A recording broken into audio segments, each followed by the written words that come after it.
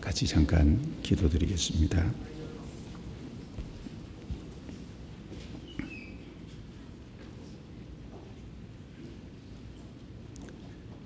은혜로우시고 자비로우신 우리 아버지 하나님, 허물 많고 죄 많은 저희들을 불쌍히 여겨주셔서 구원해 주시고 하나님의 거룩한 자녀로 삼아주신 은혜를 감사합니다. 또 주님 오실 때까지 능력의 손으로 붙잡아 주시고 또 보호해 주시며 또 필요한 모든 것으로 공급해 주셔서 주를 따라갈 수 있도록 도와주신 것을 감사합니다. 오늘 주님 앞에 또 그리스도 예수 안에서 한자리에 모이게 해주신 것을 감사합니다. 이 시간 주님께서 함께해 주셔서 하나님의 선하시고 기뻐하시고 온전하신 뜻이 무엇인지 깨달아 알게 해주시고 각 사람에게 필요한 시간이 되게 해 주옵소서. 주님의 자녀로서 합당한 삶이 무엇인지 알게 하시고 또 우리의 삶 속에 합당치 않는 것은 드러나게 하셔서 말씀의 빛 앞에서 나타내 주시고 주의 부혈과 성령의 능력으로 깨끗하게 해 주옵소서. 우리의 행보를 말씀에 굳게 세워주시고 좌로나 우로나 치우치지 않도록 도와주옵소서.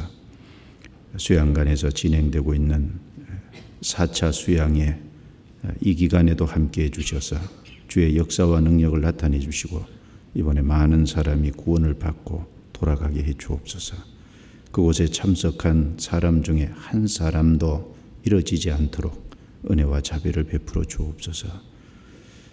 능력의 말씀을 할 수 있도록 전도자들의 입술을 주관해 주시고 상담하는 모든 분들 또 봉사하는 모든 분들 일일이 함께 하셔서 기쁨으로 그 일에 참여하게 해주시고 귀하게 사용해 주옵소서. 우리를 구원해 주신 주 예수님 이름으로 기도드리옵니다. 아멘. 성경 고린도 후서 5장을 찾겠습니다.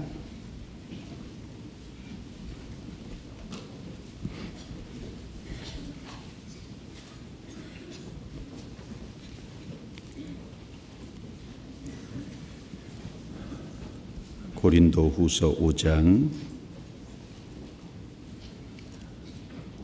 1절부터 제가 몇 구절 읽겠습니다. 만일 땅에 있는 우리의 장막집이 무너지면 하나님께서 지으신 집 곧 손으로 지은 것이 아니요 하늘에 있는 영원한 집이 우리에게 있는 줄 아나니 과연 우리가 여기 있어 탄식하여 하며 하늘로부터 오는 우리 처소로 덧입기를 간절히 사모하노니 이렇게 입음은 벗은 자들로 발견되지 않으려 함이라. 건너뛰어서 7절 이는 우리가 믿음으로 행하고 보는 것으로 하지 아니함이로라. 우리가 담대하여 원하는 바는 차라리 몸을 떠나 주와 함께 거하는 그것이라. 그런즉 우리는 거하든지 떠나든지 주를 기쁘시게 하는 자 되기를 힘쓰노라.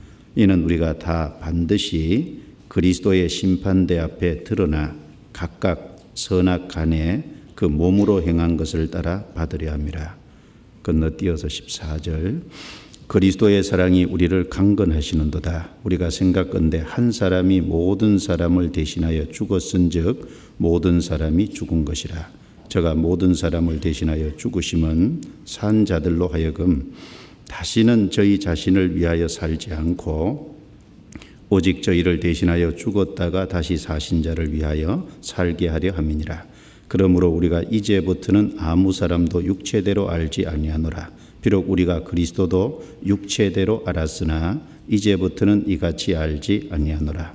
그런즉 누구든지 그리스도 안에 있으면 새로운 피조물이라. 이전 것은 지나갔으니 보라 새 것이 되었도다. 17절은 같이 다시 한번 읽겠습니다. 그런즉 누구든지 그리스도 안에 있으면 새로운 피조물이라. 이전 것은 지나갔으니 보라 새 것이 되었도다.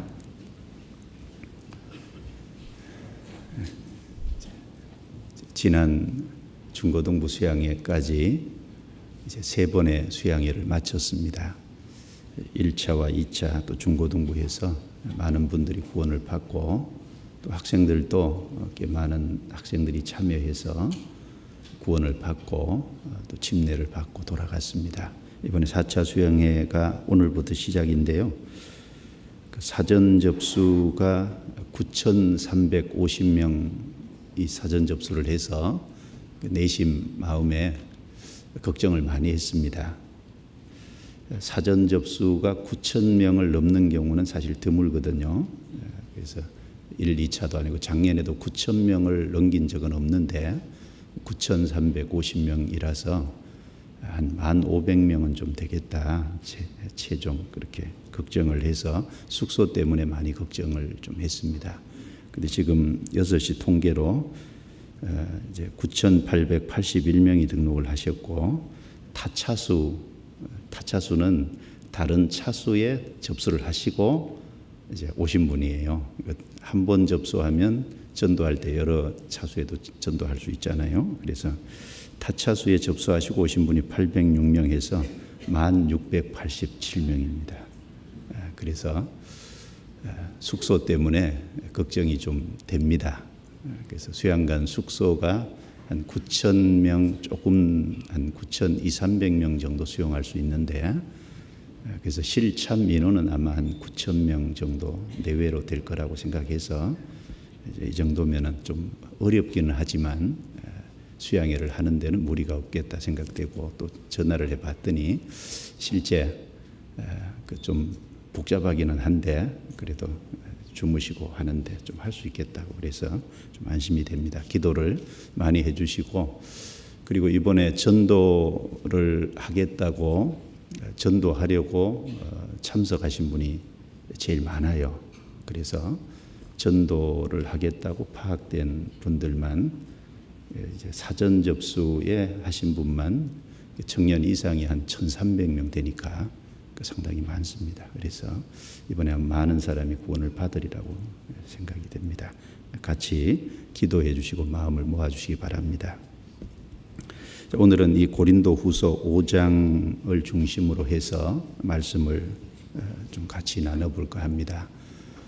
수양회 때 구원 받으신 분도 있고 또 수양회 전에 저희가 6월 달에 대집회를 했기 때문에 또 새로 구원 받으신 분이 꽤 있을 거라고 생각이 되고 그래서 그 새로운 분들을 위해서 또 먼저 구원받은 우리도 또 일깨워야 될 말씀입니다. 그래서 함께 나눠보려고 합니다. 17절에 보시면 그런즉 누구든지 그리스도 안에 있으면 새로운 피조물이라 이전 것은 지나갔으니 보라 새 것이 되었도다.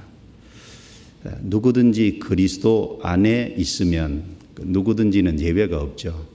그리스도 안에 있으면 새로운 피조물 새 것이라고 여기 말씀하셨습니다. 누가 그리스도 안에 있는 사람일까요? 구원을 확실히 받은 사람, 구원을 받은 사람은 그리스도 안에 있는 사람입니다. 구원을 받아서 그리스도 안에 있는 사람, 새로운 피조물, 즉 새 것이 된 사람은 그렇지 못한 사람과 비교했을 때 무엇이 달라도 달라야죠. 또 마땅히 다른 것이 달라야만 할 겁니다. 이 고린도후서 5장의 내용은 새로운 피조물이 된 사람, 즉 구원받은 사람이 그렇지 않은 사람과 어떤 차이가 있는지를 자세히 사실은 말씀해 주고 있습니다. 그래서 아주 중요한 장입니다. 그래서 새롭게 구원을 받고 새로운 피조물 새 것이 된 사람은 새 마음이 주어지겠죠. 새로운 성품이 주어질 겁니다. 그리고 새로운 피조물이 됐으면 노래도 새 노래를 불러야 되겠죠. 그리고 새로운 피조물이 됐으면 새로운 삶의 목적과 가치관이 생길 겁니다. 그리고 새로운 피조물이 됐으면 보는 눈이 다르잖아요. 사람을 보는 눈도 다르고 세상을 보는 눈도 다르고 눈이 다르기 때문에 그 모든 것을 보는 관점이 다 바뀌게 돼 있습니다. 그리고 새로운 피조물이 된 사람은 그 새로운 임무, 새로운 즉 사명이 주어집니다. 그리고 새로운 피조물이 되었기 때문에 새로운 소망이 있어요. 새로운 피조물이 된 사람은 새로운 가족과 새로운 집이 있습니다. 그러니까 새로운 피조물이 됐다는 것은 이건 말로만 그런 것이 아니라 모든 것이 그렇지 않은 사람과는 다르다는 거예요. 그래서 구원을 받은 사람은 구원받지 않은 사람과 모든 면에서 다를 수밖에 없고 달라야 됩니다. 그래서 이 말씀을 중심으로 좀 생각을 해보겠습니다. 여기 17절에 먼저 그런즉 누구든지 그리스도 안에 있으면 새로운 피조물이라 이전 것은 지나갔으니 보라 새 것이 되었도다. 이 조건이 그리스도 안에 있으면 새로운 피조물이고 새 것이라고 하셨습니다. 그렇다면은 그리스도 밖도 있다는 얘기잖아요. 그리스도 안에 있어야 새로운 피조물이고 새로운 새 것이라는 말은 그리스도 아니라 그리스도 밖도 있다는 얘기입니다.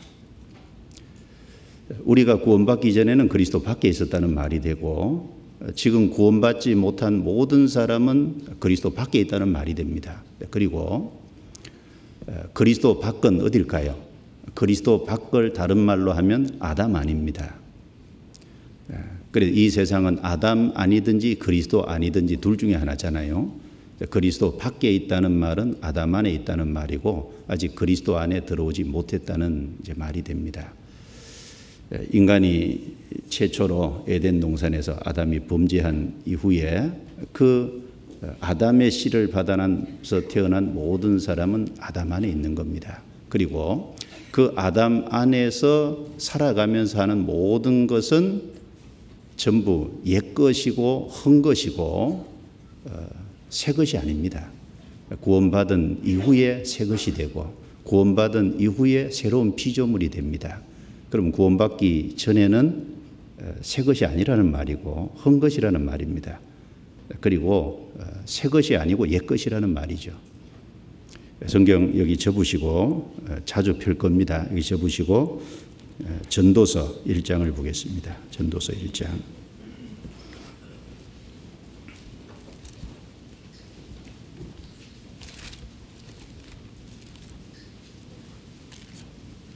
전도서 1장 8절부터 10절까지요.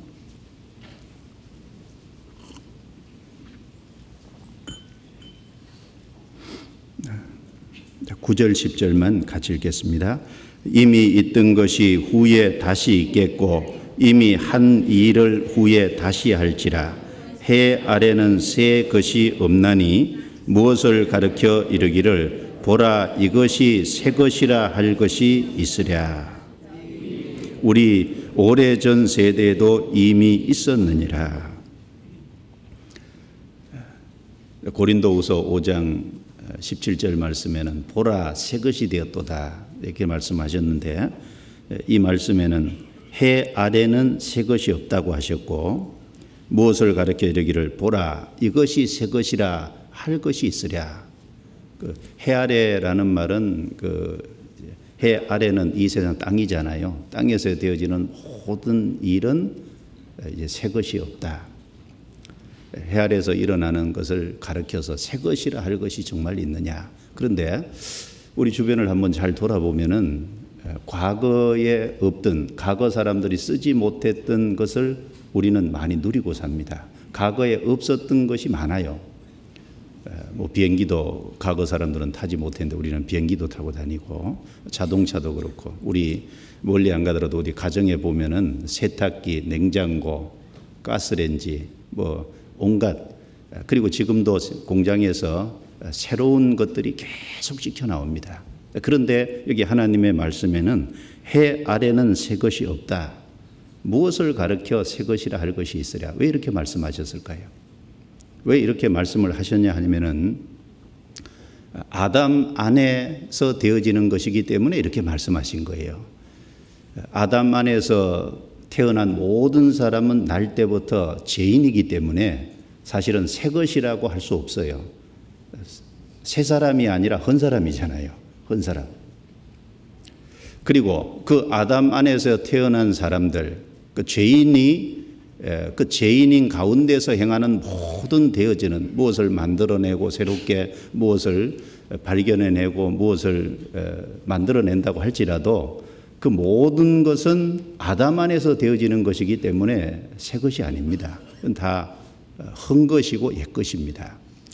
왜냐하면 아담 안에 속한 모든 것은 죄로 말미암아 하나님이 이 세상을 불태워버릴 때, 하나님께서 이 세상을 심판하실 때 그 모든 것은 다 불타서 없어질 거예요. 그래서 여기 해 아래는 새 것이 없다고 하셨고, 동시에 무엇을 가르쳐 새 것이라 할 것이 있으랴라고 말씀을 하신 겁니다. 그래서 이 아담 안의 것은 모든 것이 낡은 것이고 헛 것이기 때문에 하나님께서 특별히 사람을 새 것으로 만들기 위해서, 새로운 피조물로 만들기 위해서, 새 사람으로 만들기 위해서 하나님께서 새 일을 계획하신 겁니다. 그 새 일을 계획하셨는데, 물론 그 새 일은 예수 그리스도를 통해서 인간을 구원하는 그것이 새 일입니다. 그것이 하나님이 계획하신 일이고 그것이 하나님이 하시는 새로운 창조예요. 이사야 42장 찾겠습니다. 이사야 42장.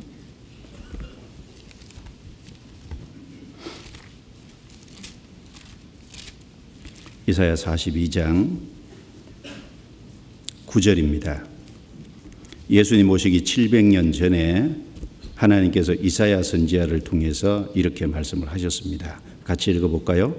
보라, 전에 예언한 일이 이미 이루었느니라. 이제 내가 새 일을 고하노라. 그 일이 시작되기 전이라도 너희에게 이르노라. 내가 새 일을 고하노라. 그 일이 시작되기 전이라도 너희에게 이르노라. 이 새 일이 뭘까요? 1절부터 9절까지 내용이 쭉 연결된 말씀인데 그 읽어보시면은 1절에 보면은 하나님이 택한 나의 종, 하나님이 택한 사람, 그 그리스도를 말합니다. 그리스도를 이 땅에 보내주시고 그리스도께서 이 땅에 오시면은 상한 갈대를 꺾지 않고 꺼져가는 심지를 끄지 않겠다. 예수님이 이 땅에 오셔서 상한 갈대 같은 인생을 치료해 주시고, 인생은 꺼져가는 등불인데 그 꺼져가는 등불을 아예 꺼버리는 것이 아니라 그 꺼져가는 등불에 다시 불을 붙여서 밝게 빛나는 인생으로 만들어주는 그 일이 바로 여기 새 일입니다. 새 일. 하나님이 하시고자 하는 새 일. 이사야 43장 19절도 보겠습니다. 같이 읽습니다. 보라, 내가 새 일을 행하리니 이제 나타낼 것이라. 너희가 그것을 알지 못하겠느냐? 정령이 내가 강야의 길과 사막의 강을 내리니. 이스라엘의 회복을 말하면서 이것은 이스라엘의 어떤 육체적인 어떤 보이는 어떤 육신적인 것을 회복하는 게 아니라 내가 새 일을 행하리니, 이건 영적인 일입니다. 이스라엘을 회복하는 동시에 그리스도를 통해서 어떤 그 신령한 사실을, 신령한 일을 하실 것을 여기 말씀하신 거예요. 그것을 이루기 전이라도 미리 말한다고. 이사야 48장도 보겠습니다. 48장 6절 7절 말씀도 같이 읽겠습니다. 내가 이미 들었으니 이것을 다 보라. 너희가 선전치 아니하겠느냐? 이제부터 내가 새 일, 곧 내가 알지 못하던 은비한 일을 내게 보이노니 이 일들은 이제 창조된 것이요 옛적 것이 아니라 오늘 이전에는 내가 듣지 못하였느니라. 그렇지 않았다면 내가 말하기를 내가 이미 알았노라 하였으리라.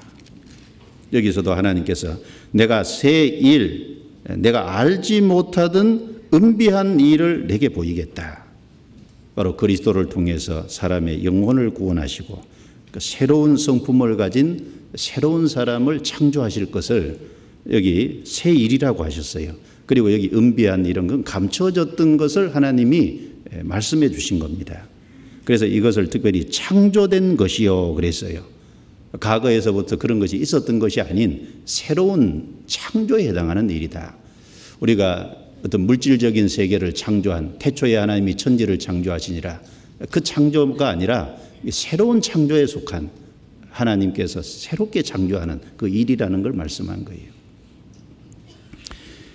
예레미야 33장에는 구체적으로 나와 있죠. 31장 찾겠습니다. 예레미야 31장.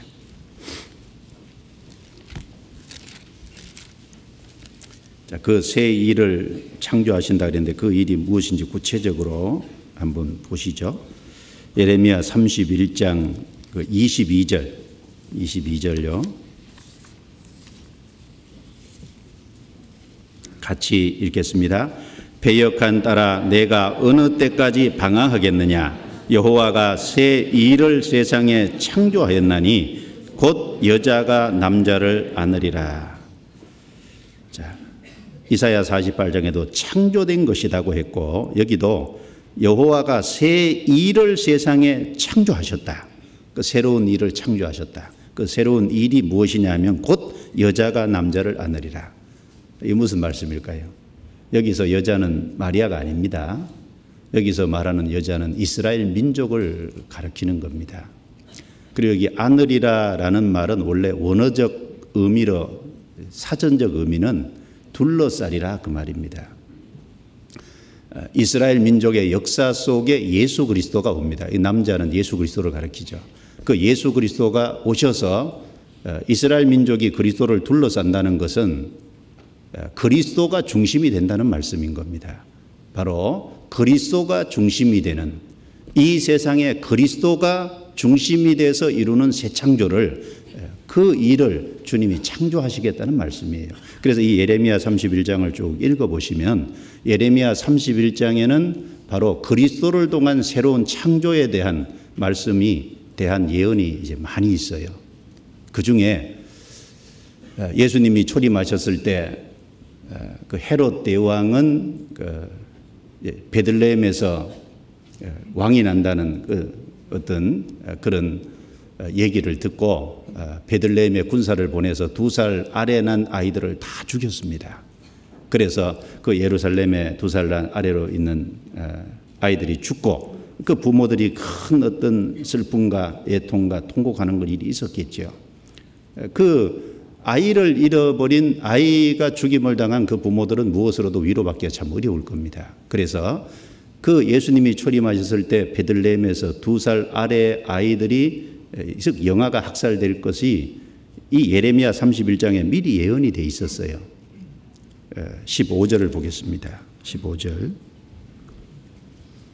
예레미야 31장 15절은 마태복음 2장에 인용되어 있습니다. 15절. 나 여호와가 이같이 말하노라. 라마에서 슬퍼하며 통곡하는 소리가 들리니 라헬이 그 자식을 위하여 애곡하는 것이라. 그가 자식이 없으므로 위로받기를 거절하는도다.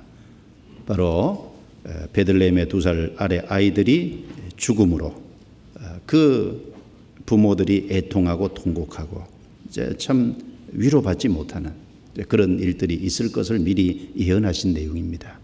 그리고 31절을 보시죠. 31절부터 34절은 바로 그 새 창조와 관련된 새 언약을 여기 말씀하셨습니다. 31절부터 34절. 이것이 중요한 핵심적인 내용이죠. 여기서 나 여호와가 말하노라. 보라 날이 이르리니 내가 이스라엘 집과 유다 집에 새 언약을 세우리라. 나 여호와가 말하노라. 이 언약은 내가 그들의 열조의 손을 잡고 애굽 땅에서 인도하여 내던 날에 세운 것과 같이 아니할 것은 내가 그들의 남편이 되었어도 그들이 내 언약을 파하였음이니라. 나 여호와가 말하노라. 그러나 그날 후에 내가 이스라엘 집에 세울 언약은 이러하니 같이 읽습니다. 곧 내가 나의 법을 그들의 속에 두며 그 마음에 기록하여 나는 그들의 하나님이 되고 그들은 내 백성이 될 것이라. 그들이 다시는 각기 이웃과 형제를 가리켜 이르기를 너는 여호와를 알라 하지 아니하리니 이는 작은 자로부터 큰 자까지 다 나를 알미니라. 내가 그들의 죄악을 사하고 다시는 그 죄를 기억지 아니하리라. 여호와의 말이니라. 여기 31절 말씀에 새 언약을 세우리라. 새로운 언약. 이 새 언약은 32절에 이스라엘 민족을 애굽에서 이끌어낼 때 그 이스라엘 민족과 세운 언약과는 같지 않다고 얘기했어요. 새 언약은 옛 언약하고 다릅니다. 하나님께서 애굽에서 이스라엘 민족 400년 용서했던 그들을 건져내서 광야에서 하나님이 그 이스라엘 민족과 세운 언약을 가리켜서 옛 언약이라고 하는데 그 옛 언약의 내용이 뭡니까? 새 언약은 옛 언약하고 같지 않다고 하셨기 때문에 그 옛 언약이 무엇이라는 걸 알아야 새 언약도 거기 비교해서 새 언약이 무엇이라는 것도 알 수 있겠죠. 옛 언약이 뭡니까? 두 가지입니다. 한 가지는 모세를 통해서 하나님이 시내산에서 율법을 주셨다는 거예요. 모세가 시내산에서 내려올 때 뭘 받아왔어요? 십계명을 받아서 내려왔습니다.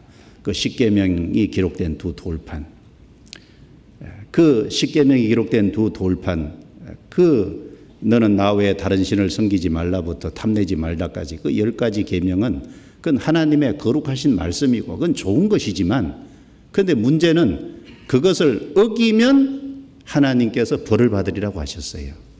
행하라 그리하면 살리라. 그 말씀은 행하지 않으면 죽는다는 거죠. 율법이 좋은 것이지만 거룩한 것이고 선한 것이고 깨끗한 것이지만 그 율법을 범하면 사람은 거기에 대해서 심판을 받아야 됩니다. 그래서 그 율법을 받아 내려오는 그날 이스라엘 민족이 백성이 밑에서 금송아지 섬기다가 3,000명 죽은 줄 알죠.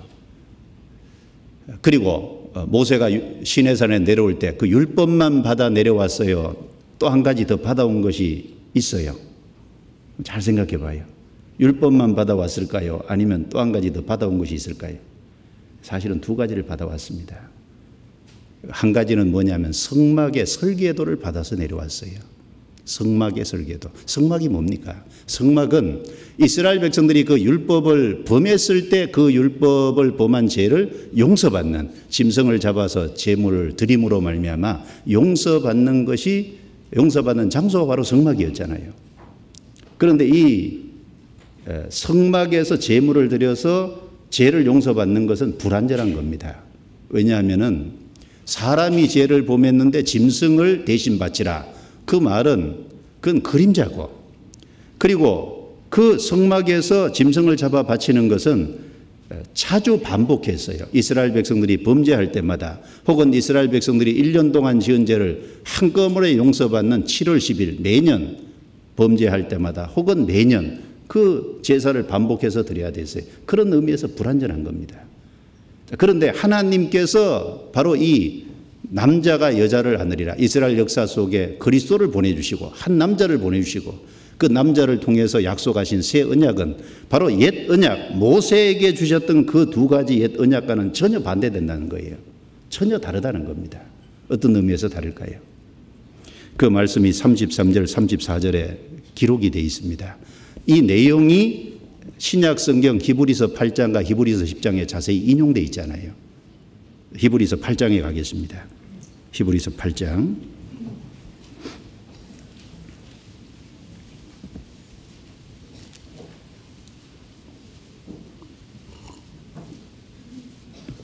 히브리서 8장 6절 7절입니다. 그러나 이제 그가 더 아름다운 직분을 얻으셨으니 이는 더 좋은 약속으로 세우신 더 좋은 언약의 중보시라. 저 첫 언약이 무음하였다면 둘째 것을 요구할 일이 없었으려니와. 그러니까 더 좋은 약속으로 세우신 더 좋은 언약, 이게 새 언약이죠. 이 새 언약은 바로 그리스도가 중보하심으로, 그리스도가 십자가에 죽으심으로 이루시는 것인데, 첫 언약이 무음하였다면, 첫 언약이 흠이 없었다면 이 새 언약을 말씀하실 리가 없죠. 새 창조를 말씀하실 일이 없는 겁니다. 그래서 8절부터 12절까지 예레미야 31장 31절부터 34절까지를 인용한 말씀입니다. 그리고 13절을 같이 읽겠습니다. 새 언약이라 말씀하셨음에 첫 것은 낡아지게 하신 것이니 낡아지고 새하는 것은 없어져 가는 것이라. 예.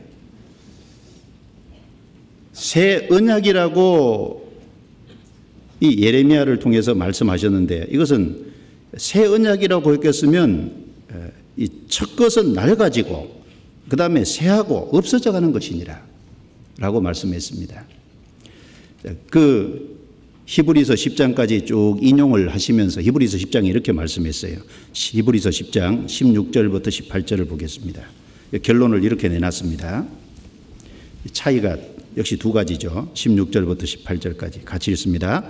주께서 가라사대 그날 후로는 저희와 세울 언약이 이것이라 하시고 내 법을 저희 마음에 두고 저희 생각에 기록하리라 하신 후에 또 저희 죄와 저희 불법을 내가 다시 기억지 아니하리라 하셨으니 이것을 사하셨은즉 다시 죄를 위하여 제사 드릴 것이 없느니라.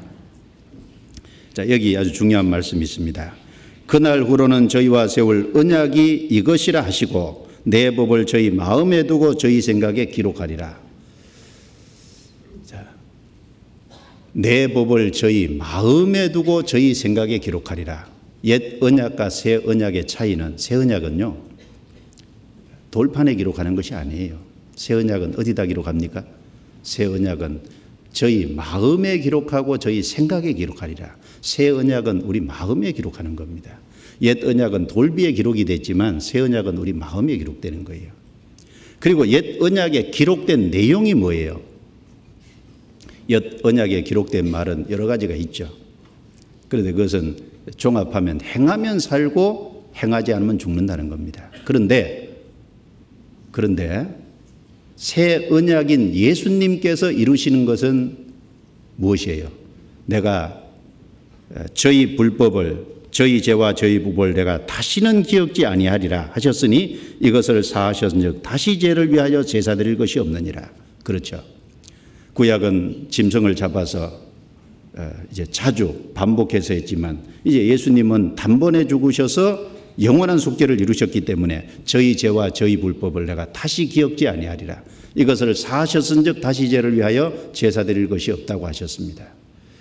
그 내용이 우리 마음에 기록되는 거예요. 우리 죄가 용서됐다는, 우리 죄가 다 갚아졌다고 하는, 바로 그것이 다른 말로는 하나님의 사랑입니다. 그 하나님의 사랑이 우리 마음속에 깨달아지는 거예요. 우리 마음속에 기록이 되는 겁니다. 그래서 구약에는 돌비에 세웠다면 신약에는 바로 성령으로 말미암아 우리의 죄를 용서하셨다는 사실, 다시는 우리 죄를 기억지 않는다는, 그래서 이제 더 이상 짐승의 피를 흘릴 필요가 없다는, 그래서 다시 죄를 위하여 제사 드릴 것이 없는 그 하나님의 사랑이 우리 마음판에 기록되잖아요. 그래서 옛 언약과는 완전히 다릅니다. 돌비에 새겼다면 우리 마음에 새겨진 거고, 구약의 제사법은 불완전한 거였지만 그런데 예수님이 하신 일은 완전한 거잖아요. 그래서 다시 반복할 필요가 없는, 그래서 하나님이 계획하신 새 일, 바로 새 창조, 새 언약은 결국 그리스도를 통해서 이루시는 겁니다. 그래서 예수님은 이 땅에 그 하나님의 계획과 하나님의 약속대로 새 일을 창조하기 위해서 이 땅에 오셨잖아요. 예수님께서는 바로 새 것을 가져오신 겁니다. 이 세상에 새 것을 가져오셨는데, 예수님이 그 탄생하는 것부터 다른 사람과 다르잖아요. 그러니까 모든 사람은 아담의 씨를 받아서 났지만 예수님은 탄생부터 남자의 씨를 받지 않고 처녀의 몸을 통해서 하나님의 능력으로 잉태해서 이 땅에 태어나셨어요. 그래서 예수님의 그 탄생부터 모든 사람이 태어나는 방법과 달라요. 예수님은 새 사람입니다. 이 아담 안에 속한 사람과는 완전히 다르다는 의미에서 예수님 새 사람입니다. 오시는 방법부터 그래요. 그리고 예수님이 가져오신 것이 새로운 교훈이잖아요. 예수님은 새 교훈을 가져오셨어요. 그래서 바리새인과 서기관들, 그 당시에 이스라엘 땅에 가르치던 사람들의 가르침과 달랐습니다. 마가복음 1장 찾겠습니다. 마가복음 1장.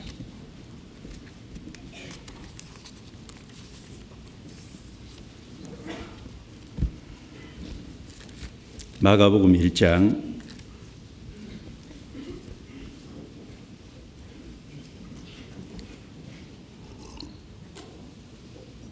27절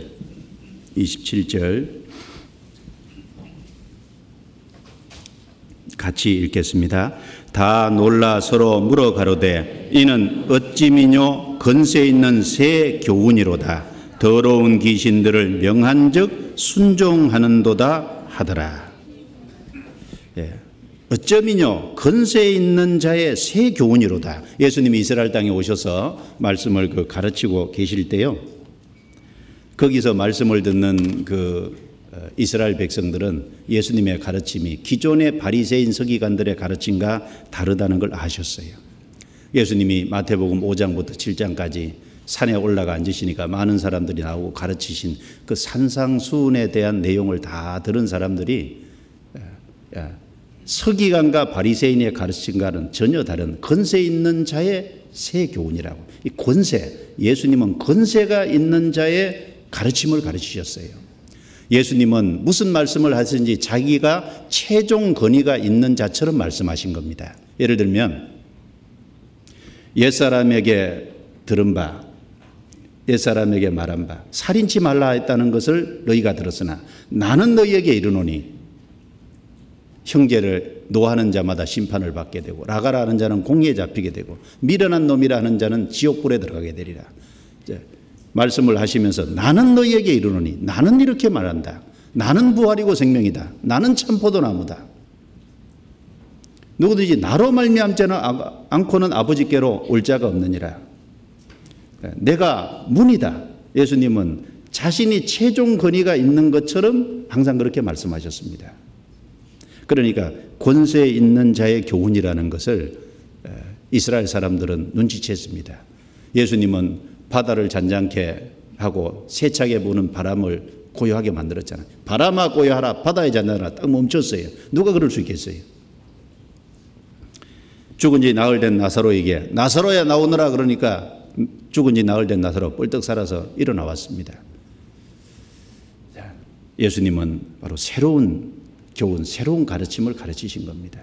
그리고 예수님은 십자가에 죽어서 우리가 하나님께로 들어갈 바로 새롭고 산 길을 열어놓으신 거예요. 히브리서 10장 찾겠습니다. 히브리서 10장.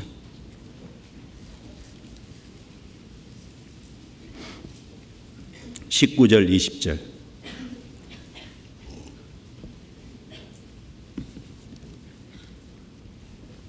같이 읽겠습니다.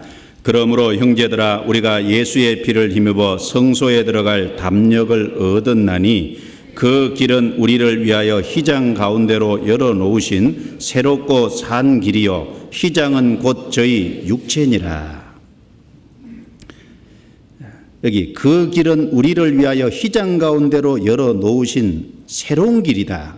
그리고 거기가 산 길이다. 그렇죠. 아담 안에서 모든 사람은 사망의 길을 가고 있었어요. 그런데 그리스도 안에서 이제 생명의 길을 가게끔 새로운 길을 예수님께서 열어놓으신 겁니다. 휘장은 곧 저희 육체니라 그랬는데 구약시대에서 그 성막 안에는 성소와 지성소를 가로막고 있는 것이 휘장이었어요. 그 휘장 안에 들어갈 때는 휘장을 밑에서부터 위로 열고 제사장이 1년에 한 번씩 들어가서 대속죄일 날 그 법궤 위에 속죄소 위에 피를 뿌리고 나왔죠. 그런데 예수님이 십자가에 죽으실 때 마가복음 15장 또 마태복음 27장에 보면요, 예루살렘 성전에 있던 휘장이 위에서부터 아래까지 딱 찢어져 둘이 됐다 그랬어요. 자, 인간이 하나님께 나아갈 수 있는 길을 열어놓으신 거잖아요. 예수님이 육체로 이 땅에 계시되 예수님 밖에는 죄인들이 있었고 예수님 안에는 예수님 하나님이시니까 바로 죄인들과 하나님 사이에 가로막혀 있는 장벽이 예수님 육체거든요.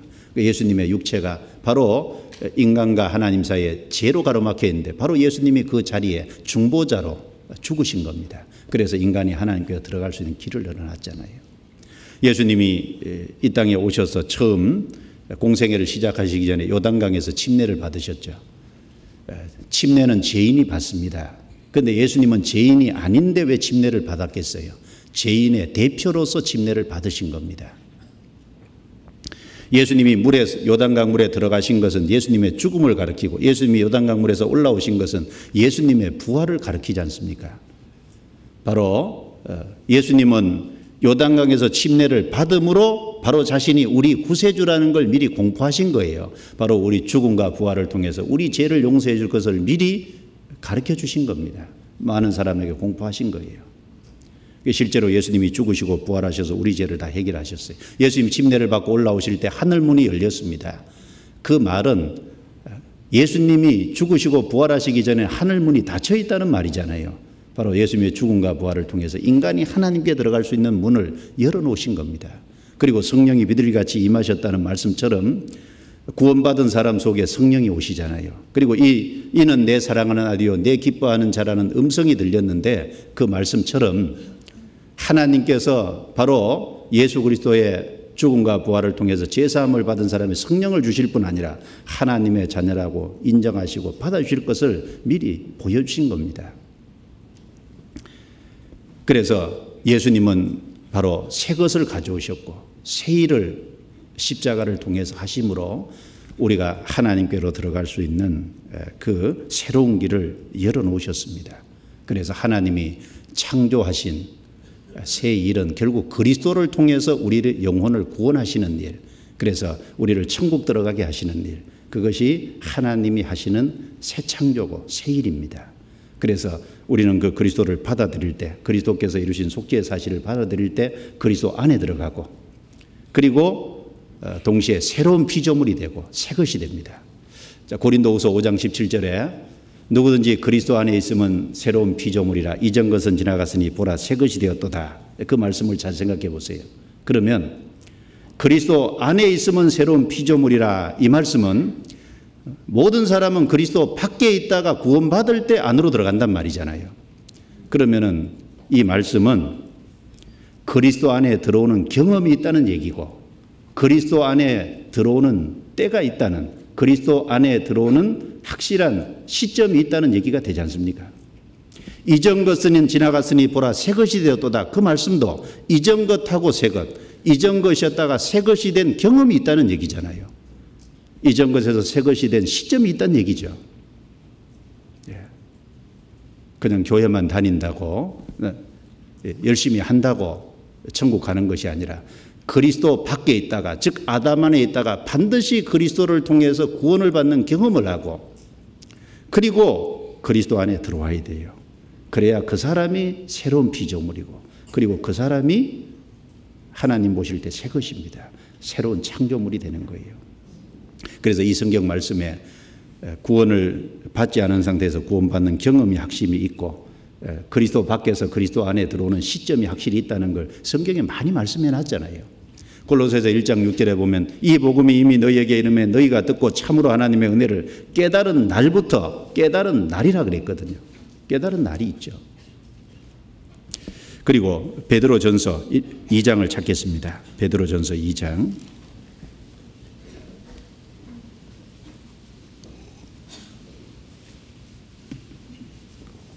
베드로전서 2장 10절입니다. 그래서 성경의 말씀을 보면 전에는, 이제는 이런 구분이 명확한 말씀들이 이제 많이 나옵니다. 대표적인 구절들을 좀 생각해 보죠. 10절 같이 읽습니다. 너희가 전에는 백성이 아니더니 이제는 하나님의 백성이요 정에는 긍휼을 얻지 못하였더니 이제는 긍휼을 얻은 자니라. 여기 전에는, 이제는, 전에는, 이제는. 구원받기 전에는 하나님의 백성이 아니었어요. 구원받음으로 하나님의 백성이 되고, 구원받지 못하면은 긍휼을 얻지 못한 상태입니다. 구원받아야만 하나님의 긍휼을 입은 자가 되는 거예요. 긍휼은 받을 자격이 없는 사람에게 무조건 베푸시는 하나님의 은혜가 긍휼이잖아요.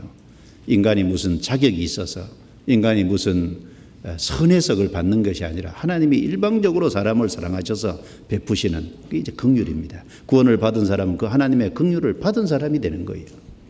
에베소서 2장도 보겠습니다. 에베소서 2장.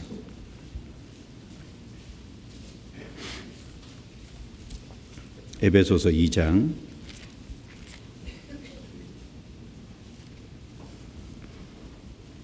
11절부터 13절을 제가 읽겠습니다. 그러므로 생각하라. 너희는 그때에 육체로 이방인이요 손으로 육체에 행한 할례당이라 칭하는 자들에게 무할례당이라 칭함을 받는 자들이라. 그때 너희는 그리스도 밖에 있었고 이스라엘 나라 밖의 사람이라. 약속의 언약들에 대하여는 외인이요 세상에서 소망이 없고 하나님도 없는 자이더니 같이 읽습니다. 이제는 전에 멀리 있던 너희가 그리스도 예수 안에서 그리스도의 피로 가까워졌느니라. 그래서 이 말씀에 보면은 11절에도 너희는 그때, 12절에도 그때 너희는 그리스도 밖에 있었고 구원받기 전에는 그리스도 밖에 있었습니다. 근데 13절에 이제는 명확한 구분이 있죠. 이제는 전에 멀리 있던 너희가 그리스도 예수 안에서 그리스도의 피로 가까워졌느니라. 그래서 그리스도 밖에 있었던 사람이 그리스도 안에 들어오게 되는 것, 하나님께 멀어져 있던 사람이 하나님께 가까이 갈 수 있게 된 것이 그리스도의 피로 가까워졌느니라. 그리스도의 피로 제사해 주신 것을 믿을 때 들어오는 거예요. 믿을 때 그리스도 안에 있는 사람이 되는 겁니다. 에베소서 5장도 보겠습니다. 5장 8절. 5장 8절 같이 읽겠습니다. 너희가 전에는 어두움이더니 이제는 주 안에서 빛이라. 빛의 자녀들처럼 행하라. 여기도 전에는 이제는. 전에는 어둠이었어요. 전에는 구원받지 못한 사람 있을 때는 어둠 속에 마귀의 권세 속에 살았습니다. 죄 가운데 살았어요. 그런데 이제 구원받고 나면 이제는 주 안에서 빛이라. 바로 빛 대신 예수 그리스도를 받아들였잖아요. 요한복음 1장에 보면 각 사람에게 비치는 빛이 있었나요? 예수님 자신이 빛이죠. 예수님이 이루신 복음이 빛이에요. 그 빛을, 복음의 빛을 받아들일 때 빛이 우리 속에 임했고 그 다음에 빛이 임함으로 삶이 이제 빛된 삶이 되는 겁니다. 죄 가운데가 아니라 의의 삶으로 변화돼 가죠. 그래서 이 성경 말씀에 전에는 이제는 누구든지 그리스도 안에 있으면 새로운 피조물이라. 이전 것은 지나갔으니 보라 새 것이 되었도다. 그래서 분명히 경험이 있고 그리고 분명한 그리스도 밖에 있다가 그리스도 안에 들어오는 어떤 시점이 분명히 있다는, 때가 분명히 있다는 것을 우리에게 분명히 말해줍니다. 그리고 바로 우리가 이 그리스도 안에 들어오게 된 것은 우리의 무슨 의지나 우리가 하나님을 잘 찾았다든가 그래서가 아니라 하나님의 긍휼과 자비, 그 하나님의 사랑으로 우리가 그 안에 들어오게 된 거예요. 사실은. 고린도후서 5장 찾아보겠습니다. 고린도후서 5장 14절.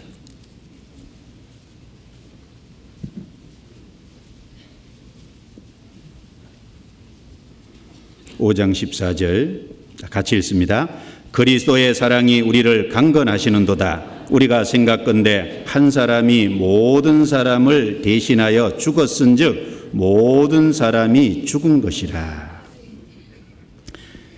그리스도의 사랑이 우리를 강건한다라는 말씀은 그 밑에 나나주에 보면 강건한다는 말이 끈다, 잡아서 이끈다. 이제 하나님의 어떤 우리를 이제 강하게 끌어당기는 그 그리스도의 사랑이 우리를 잡아 끄는도다.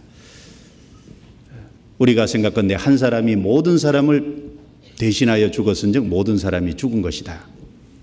하나님은 예수 그리스도 한 사람에게 모든 사람의 죄를 짊어지어서 형벌을 내리고 심판했어요. 그래서 거기서 죄를 끝냈기 때문에 예수 그리스도의 죽음은 모든 사람의 죽음이라고 하나님이 여기시는 겁니다. 자, 예수님은 죄 때문에 죽었기 때문에 모든 사람이 죽었다는, 우리 죄가 거기서 끝났다는 거예요. 우리 죄에 대한 형벌이 집행되는 거기서 끝났다는 겁니다. 우리 심판이 거기서 끝났다는 거예요. 그리고 한 사람이 모든 사람을 대신해서 죽을 수 있는 것은 우리가 한 사람 때문에 죄인 되었기 때문에 예수님 한 분이 모든 사람을 위해서 대신 죽을 수 있습니다. 예수님의 죽음은 모든 사람을 위한 죽음입니다. 그것이 사랑이잖아요. 그리스도의 사랑이 우리를 강건하시는도다. 이 그리스도의 사랑, 우리가 이 땅에 태어나서 살아온 인생길을 쭉 뒤돌아보면 하나님은 사람을 자기에게 이끌려고 하나님을 알 수 있는 많은 매개체를 주셨잖아요. 우리가 하나님을 볼 수는 없습니다. 그러나 알 수는 있죠. 우리가 하나님을 알고 믿을 수 있도록 매개체를 많이 주셨습니다. 우리 양심도 주셔서 본능적으로 하나님을 찾아갈 수 있도록 해주셨고, 또 하나님이 만물을 주셔서 우리 주변에 어떤 이건 사람의 능력으로 되지 않는다는 것을 알게 하심으로 창조주가 있다는 사실도 끊임없이 우리에게 설명해 주셨고, 그리고 이 성경 말씀을 주셔서 찾아갈 수 있는 길을 주셨습니다. 예수 그리스도를 통해서. 그리고 또 우리 양심을 통해서 우리 죄에 대한 갈등이 일어나게끔 또 했잖아요. 많은 방법을 통해서. 그리고 우리 주변에 우리에게 그 말씀을 전해준 믿는 사람들을 주변에 붙여주시고, 또 여러 가지 인생길을 갈 때 고난과 어려움을 주셔서 그 속에서 어떤 공고하게 하고 허무함을 느끼게 하고 하나님을 찾아가도록 하나님이 하셨습니다. 지옥에 대한 실물 교훈으로도 이 세상에 많은 것들도 또 보여주셨어요. 자, 그런데 그 모든 것 다 뿌리치는 겁니다, 사람이. 그 그리스도의 사랑이 우리를 계속 잡아 끌고 있잖아요. 가장 큰 사랑은 바로 십자가죠. 십자가의 사랑. 십자가는 사랑이 있습니다. 죽었다는 것은 사랑하신다는 증거예요. 요한복음 15장 13절에 사람이 친구를 위하여 자기 목숨을 버리면 이에서 더 큰 사랑이 없다고 했습니다. 바로 예수님은 우리를 친구 삼기 위해서 죽어주셨어요. 로마서 5장 8절에 우리가 의인 되었을 때가 아니죠. 우리가 아직 죄인 되었을 때 그리스도께서 우리를 위하여 죽으심으로 하나님께서 자기에 대한 우리의 사랑을 확증하셨느니라. 하나님께서 우리에 대한 자기 사랑을 확실히 증거해 주셨어요. 말로만 우리를 사랑한다고 하신 게 아니라 정말 죽어서 우리를 사랑해 주신 겁니다. 우리는 그 하나님의 사랑을 다 헤아릴 수는 없습니다. 다만 그 하나님의 사랑의 일부만 알아도, 그 하나님의 사랑의 일부만 알아도 그것이 얼마나 큰 사랑이라는 걸 압니다. 다만 신앙생활 가운데서 그 사랑의 넓이와 깊이와 높이와 길이를 조금 더 알아갈 뿐입니다. 사랑에는 넓이가 있잖아요. 사랑에는 길이가 있잖아요. 사랑에는 높이가 있죠. 사랑에는 깊이가 있습니다. 부모가 자식을 향한 사랑에도 넓이가 다르잖아요. 그리고 길이가 다르고 높이가 다르고 깊이가 달라요. 어떤 기독교 학자는 이런 말을 했습니다. 하나님의 사랑의 넓이와 길이와 높이와 깊이를 이렇게 묘사했는데, 온 인류를 다 수용할 수 있을 정도로 하나님의 사랑은 넓고, 그리고 시간이라는 세상을 뛰어넘어서 영원까지 이르도록 그 하나님의 사랑은 길이가 길고, 그리고 죄인인 인간을 구원해서 저 천국에까지 이끌어 올리도록 하나님의 사랑의 높이는 높고, 그리고 이 죄인을 위해서 저 영광스러운 보좌를 버리고 이 땅에까지 오셔서 십자가의 가장 낮은 데까지 죽어줄 정도로 그 사랑은 깊이가 있는 사랑이다. 그렇죠. 말은 그렇게 하지만 그것도 우리가 다 깨닫지 못합니다. 다만 말을 통해서 조금 생각해 볼 뿐입니다.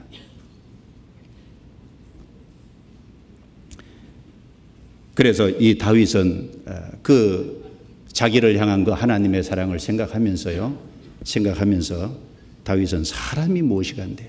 그래서 시편 8편 3절 4절에 주의 손각으로 만드신 주의 하늘과 주의 베풀어 두신 달과 별들을 내가 보니 사람이 무엇이간대 주께서 저를 생각하시며 인자가 무엇이간대 주께서 저를 권고하시나이까. 도대체 사람이 뭐냐. 그런데 그렇게 죽어주기까지 생각해 주시고 나를 생각해 주시고, 그리고 권고하신다는 말은 돌보신다는 말이죠. 사람을 그렇게 관심 있게 돌보시냐 그 말입니다. 그 십자가의 사랑은, 여기 잡아 끈다 그랬죠. 그 십자가는 사람을 잡아당기는, 그 사랑은 사람을 잡아당기는 힘이 있어요. 사람이 어디에 녹습니까? 너 잘못하면 죽어 심판당해 지옥 가, 거기에서 사람 마음이 녹는 게 아니라 주님이 그 베풀어 두신 그 사랑에 사람의 마음이 녹고, 그 사랑에 우리가 이끌리고, 그 사랑 때문에 주님의 뜻에 순종하고 따라가잖아요. 그 십자가는, 사랑은 사람을 잡아당기는, 끌어당기는 힘이 있는 거예요. 그 시편 50편 1절에 하나님이 해 돋는 데서부터 해 지는 데까지 세상을 부르셨다고 할 때, 그 세상을 부르셨다는 그 부르실 때 뭘로 불러요? 십자가의 사랑으로 부르셨잖아요. 그 복음으로 부르셨잖아요. 그 복음은 사람을 잡아당기는 힘이 있는 겁니다. 그래서 인정 없고 죄 많은 사람들도 그리고 대적하는 사람들조차도 그 십자가의 사랑을 발견할 때 거기서 마음이 녹아내리고 거기에 그리스도에게 굴복하고 그리고 그리스도를 따르고 그리스도에게 헌신하는 것이 있잖아요. 우리가 잘 아는 것처럼 배너라는 유명한 작품을 쓴 류 웰리스라는 사람, 그는 미국 남북전쟁 당시 장군이고 작가고 어떤 시인이고 문학가고 법률가고 나중에 주지사까지 지냈습니다. 철저한 무신론자였어요. 많은 사람들이 예수 믿는다는 게 마음에 안 들었습니다. 많은 사람들이 예수님을 따라가는 것이 그것이 하나의 멍에처럼 사람들이 힘들어하는 것처럼 보였습니다. 그래서 그 예수님에게 매여있는 멍에 많은 사람들의 그 굴레를 벗겨주려고 자기 나름대로 생각을 했습니다. 그래서 그는 성경을 연구하기 시작했습니다. 그러다가 이 성경을 통해서 그리스도의 그 십자가의 사랑을 발견했잖아요. 그래서 하나님 없다, 예수는 부활하지 않았다, 그것에 대한 책의 제1장을 쓰고 제2장의 첫 페이지를 쓰다가 그는 하나님 앞에 무릎을 꿇었습니다. 도저히 부인할 수 없는 사실 앞에 성경을 배우니까 그 그리스도의 사랑, 그 하신 일이 틀림없는 사실이고 너무나 큰 사랑이기 때문에 꿇을 수밖에 없잖아요. 고백했습니다. 예수님, 당신은 나의 주, 나의 하나님이십니다. 고백했어요. 그리고 참여하는 마음으로 배너라는 유명한 작품을 썼잖아요. 그리고 그것이 영화로 만들어졌습니다. 20세기 최고의 지성이라고 알려진 C.S. 루이스라는 사람, 그는 캠브리지 대학에서 가르치는 교수였습니다. 그와 그 대하에서 이긴 사람이 없다 그러잖아요. 그럴 정도로 그는 많은 공부를 했습니다. 어릴 적에요, 아버지 서재에 있는 책을 안 읽은 책이 없을 정도로요, 어릴 때부터 책을 많이 읽었다 그러잖아요. 그런 아주 명철한 사람이고 똑똑한 사람이었습니다. 그런데 부모가 돌아가시기 전까지는 성공회에 출석을 했습니다. 그런데 부모님이 돌아가시고 난 이후에 완전히 무신론자가 됐어요. 철저한 무신론자가 됐습니다. 그런데 그에 가까운 친구 한 사람이 어느 날 성경을 배우다가 하나님을 알게 됐다고, 예수 그리스도는 정말 사실이고 예수 그리스도의 그 사랑이 무엇인지 알고 나는 그분에게 내 인생을 헌신하기로 작정했다고 이 C.S. 루이스한테 아주 진지하게 몇 시간에 걸쳐서 얘기를 해준 거예요. 그런데 그 얘기를 듣다가 C.S. 루이스가 이 친구가 이럴 친구가 아닌데, 그래서 자기 완전 마음이 무너졌습니다. 도대체 이 친구가 이러는 데는 이유가 있겠다. 그래서 쭉 연구하기 시작했고, 그래서 나중에는 이 성경을 통해서 하나님을 알고 그리스도를 알게 된 거예요. 그래서 나중에 그가 참여하는 마음으로요, 책을 많이 썼잖아요. 많이 썼습니다. 그래서 그리스도를 변증하는, 기독교를 변증하는 책을 많이 썼어요. 특별히 자기가 그런 어떤 철저한 무신론자였고 불신자였고 하나님을 대적하는 자였기 때문에 그런 책을 쭉 썼습니다. 그래서 이 C.S. 루이스는 그 자신을 가리켜서 나는 반항하는 핵심자였다. 끝까지 나는 하나님을 반항했는데 하나님께서 나를 잡아 끄셔서 하나님 앞에 나를 무릎을 꿇게 만드셨다. 그래서 나는 그 그리스도의 사랑에 녹아내릴 수밖에 없었다고. 그 자신을 반항하는 핵심자. 이제 서구 사회에서 이 구원을 가르쳐서 얘기할 때 핵심이라는 용어를 쓰잖아요. 사실은 구원이 확실한데, 그래서 그 반항하는 핵심자라고 그 자신을 그렇게 표현하고, 나니아 연대기 같은 책도 그 C.S. 루이스가 썼잖아요. 순전한 기독교라는 책도 쓰고 많은 변증하는 책들을 어쨌든 썼습니다. 그래서 이 그리스도의 사랑이 우리를 강건하시는도다, 잡아 끈다라는 겁니다. 그래서 우리가 구원받을 때까지도 그 그리스도의 사랑에 이끌려서 사실은 구원을 받았고요. 구원받은 이후에 모든 삶에 살아가는, 크리스찬으로 살아가는 삶의 동인도 결국 따지고 보면 하나님의 사랑입니다. 내가 마음이 처져 있을 때, 내가 낙담되어 있을 때, 내가 어떤 경우에 다시 용기를 내서 다시 주님을 따르고 일어서는 그 모든 것이 결국은 제 경험도 보면은 그리스도의 사랑입니다. 다시 사랑에 마음이 회복되고 그 사랑에 다시 이끌리게 되고, 그래서 이 세상과 구별되어 살아가는 힘도, 그리고 죄를 미워하는 힘도, 그리고 주님께 내 자신을 헌신하는 것도, 영혼을 불쌍히 생각하는 것도, 교제하는 것, 봉사하는 것, 우리가 주님을 위해서 사는 모든 것도 결국은 다 따지고 보면 동인이 그 행동의 어떤 근원이 그리스도의 사랑에서부터 출발한 겁니다. 그 그리스도의 사랑이 식어지면은 결국 모든 것이 멈추는 거예요. 그래서 이 요한계시록 2장에 보면 7교회 중에 에베소 교회는 첫사랑을 잃어버렸다 그랬지 않습니까? 그래서 돌이켜 처음 행위를 가지라. 돌이키지 아니하면 내가 내게 임하여 내 촛대를 옮기리라. 그래서 첫사랑을 잃어보니까 처음 행위가 없어지잖아요. 정말 기쁜 마음으로 자원하는 마음으로 주님을 이렇게 따르고자 하는 그런 마음이 사랑이 식어지면 그것도 식어지거든요. 그래서 따르는 것이 힘들고 헌신하는 것이 힘들고 봉사하는 것이 힘들고 영혼 전도하는 것이 힘들고 한번 돌아보세요. 사랑이 식어서 그런 것이 아닌지. 그 그리스도의 사랑이 우리를 잡아 끕니다. 우리 마음을 돌이키면 주님이 다시 회복시키셔요. 회복시키시고 힘있게 우리 인생을 살도록 하나님께서 도와주십니다. 자, 고린도후서 5장 17절 다시 보죠. 17절.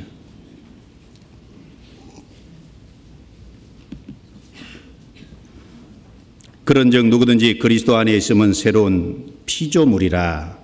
이전 것은 지나갔으니 보라 새 것이 되었도다. 자, 이 말씀에서 여기 새로운 피조물이라. 이 피조물이라는 헬라어 단어를 보면 창조물이다. 원래 원어적 의미는 그런 뜻이에요.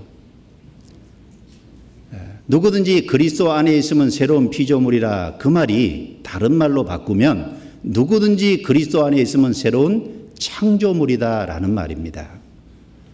왜냐하면 하나님이 새 일로 새 창조를 통해서 새 사람인 그리스도를 통해서 새로운 길을 열어놓으신 새 창조기 때문에 그렇습니다. 우리는 아담 안에서 한 사람이었어요. 그런데 그리스도를 받아들임으로 새 사람 된 그리스도를 받아들임으로 새 일 창조로 이루신 그 일을 받아들임으로 말미암아 새로운 창조물이 된 거예요. 그래서 에베소서 2장 10절에는 우리는 그의 만드신 바라 그리스도 예수 안에서 선한 일을 위하여 지으심을 받은 자니라고 말씀하셨습니다.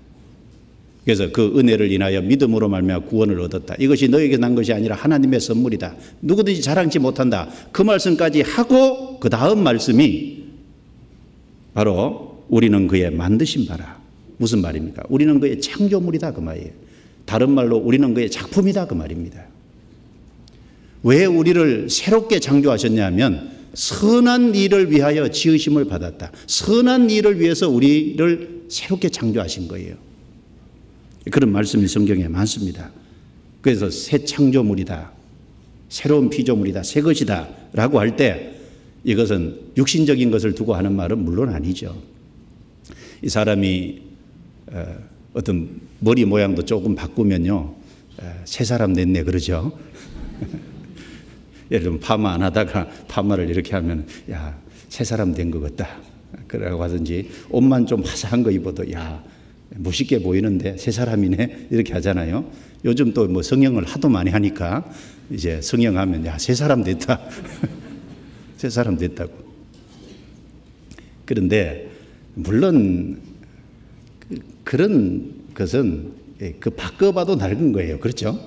바꿔봐도 그런 걸 말하는 게 아니고 이 영혼을 가리킵니다. 영혼. 이 우리의 영혼이 하나님 보실 때 새로운 창조물, 새로운 피조물이 됐다는 것을 말씀한 겁니다. 그래서 새로운 피조물이 됐다는 것은 새로운 피조물이 됐기 때문에 이 새롭게 탄생했다는 거고 새로운 신분을 가졌다는 거고 새로운 마음과 성품을 가졌다는 거고 그리고 새로운 소망이 생겼다는 것을 말하는 거고 이제는 전에 보이지 않던 것이 신령한 눈이 열림으로 새로운 것을 보게 되고 그러니까 모든 것을 보는 관점이 바뀌어지는 것을 말하고 그리고 새로운 사명이 생기고 다 새로워지는 거예요. 전부 다. 새 노래를 부르게 되고 그래서 새 임무가 주어지고 새로운 피조물이 됐으면 말 그대로 새로운 피조물이 실제 삶 속에 나타나야죠. 하나님 보실 때 새로운 창조물이라고 했는데 먼저요. 이 새로운 피조물이 됐기 때문에 하나님이 우리에게 새로운 마음과 새로운 성품을 주신 겁니다. 구원받은 사람은요. 새로운 마음, 새 마음, 새로운 성품이 와 있어요. 달라요. 그렇지 않은 사람과 다릅니다. 성경 에스겔 36장을 보겠습니다. 에스겔 36장 25절.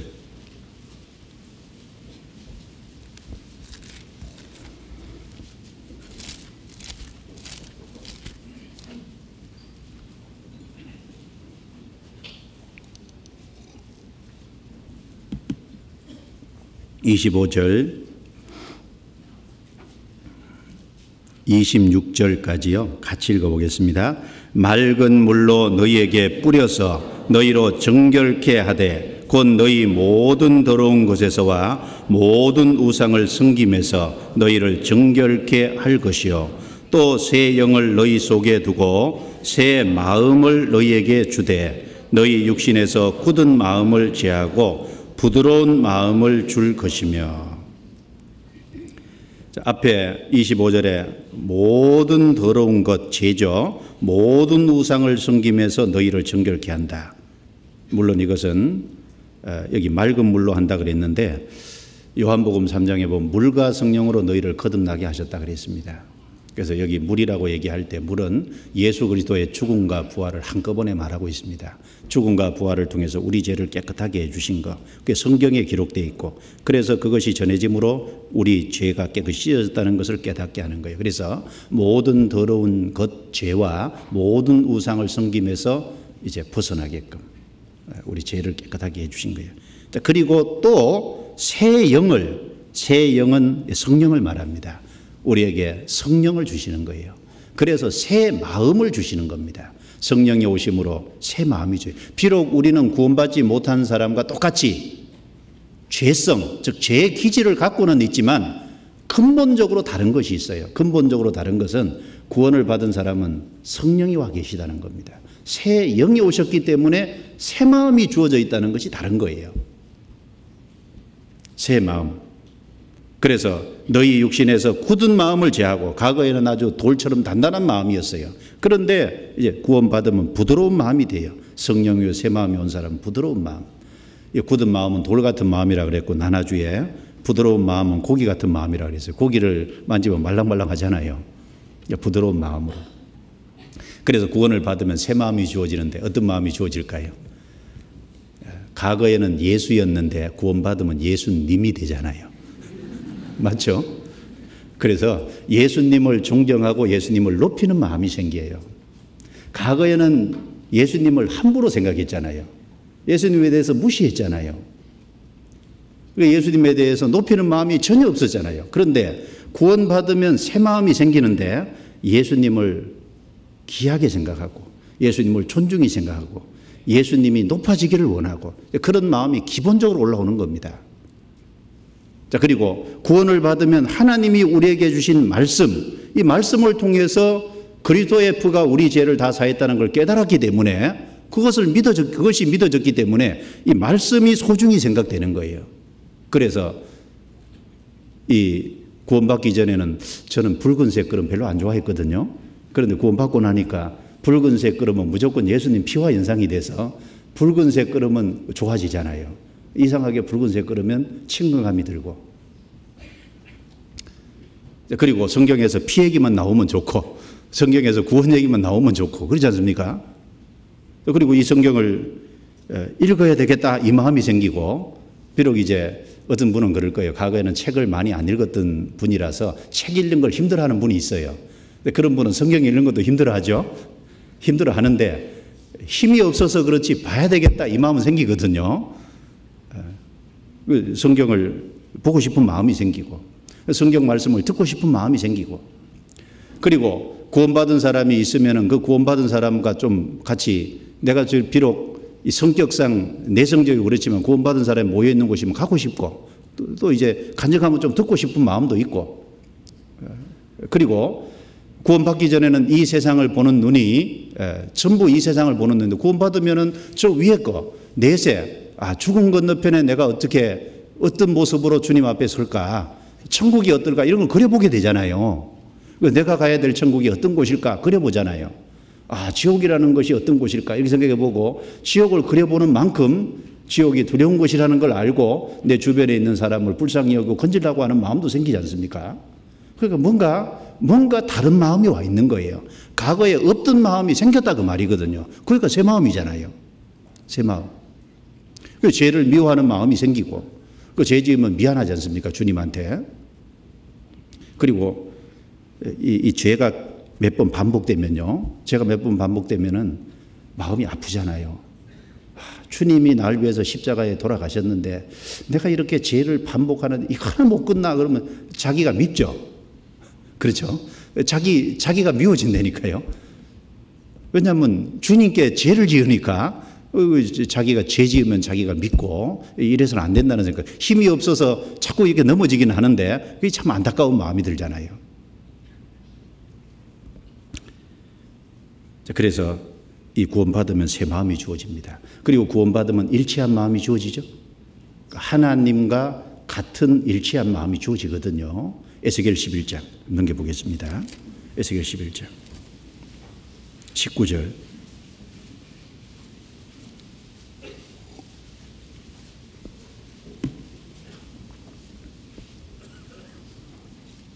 에스겔 11장 19절 같이 읽겠습니다. 내가 그들에게 일치한 마음을 주고 그 속에 새 신을 주며 그 몸에서 굳은 마음을 제하고 부드러운 마음을 주어서 내 율례를 좇으며 내 규례를 지켜 행하게 하리니 그들은 내 백성이 되고 나는 그들의 하나님이 되리라. 여기도 같은 말씀인데 일치한 마음을 주고 새 신을 주며, 여기 성령입니다. 성령이 우리 속에 오시죠. 일치한 마음이 뭘까요? 일치한 마음을 주고, 일치한 마음이 주님이 좋아하는 것을 좋아하고 주님이 싫어하는 것을 싫어하고, 왜냐하면 성령이 우리 속에 들어오셨으니까 주님과 일치한 마음이 오게 돼 있는 거라고요. 그리고 구원받은 사람이 성령을 받았으니까 성령을 받은 사람끼리 서로 교제하면 어떤 게 생기겠어요? 간증하면 저 마음이 내 마음하고 똑같네. 그렇잖아요. 다른 사람 그 간증 얘기하면 나도 그런 마음이 들었는데, 그런 생각이 들잖아요. 일치한 마음입니다. 그런데 구원 안 받은 사람이 구원받은 사람 속에 간증하는데 들어와 있으면은 얘기해도 무슨 뜻인지 잘 모르죠. 일치한 마음이 아니잖아요. 아직 이제 아담 안에 있으니까 일치한 마음이 안 되는 겁니다. 그래서 이 일치한 마음, 동일한 마음이 생기는 겁니다. 그리고 새로운 창조물이기 때문에요, 새로운 신분이 주어지는 거예요. 구원받기 전에는 죄인이었는데 구원받으면 하나님이 의인으로 여기시잖아요. 그러니까 우리 신분이 의인입니다. 그리고 구원받기 전에는 재판장 앞에 죄수였는데 구원받으면 하나님의 자녀가 되잖아요. 하나님의 자녀라고 하는 어엿한 아주 놀라운 권세를 딱 받게 되잖아요. 하나님의 자녀. 참 이거 생각만 해도 얼마나 놀라워요. 제사함 받았다. 그거 참 큰 말이에요. 제사함 받았다는 건 지옥 갈 죄가 없어짐으로 지옥 갈 사람이 천국 가게 됐다는 거니까 그 큰 말입니다. 의롭게 함을 받았다. 더 큰 말이잖아요. 왜냐하면 죄가 없어졌다 그것뿐 아니라 나를 의로운 사람으로 봐주신다는 얘기니까 그거 참 얼마나 큰 말이에요. 그래서 이 기독교 용어로요, 이중의 증거라 그러잖아요. 로마서 4장 25절에 예수는 우리의 범죄함을 위하여 내어줌이 되고 우리를 의롭다 하심을 위하여 살아나셨느니라. 그래서 우리 죄와 예수님이 의로운 생애를 산 것하고 바꾼 거잖아요. 그래서 이 두 개를 바꿨기 때문에 이중의 증거라 그런 겁니다. 근데 죄는 예수님이 가져갔고 예수님이 의롭게 산 생애는 내게 넘겨주시고, 그래서 내가 예수 그리스도 안에 있을 때 하나님이 그리스도를 통해서 나를 보시니까요, 그리스도가 의로우신 분이잖아요. 그래서 우리를 의롭게 보시는 겁니다.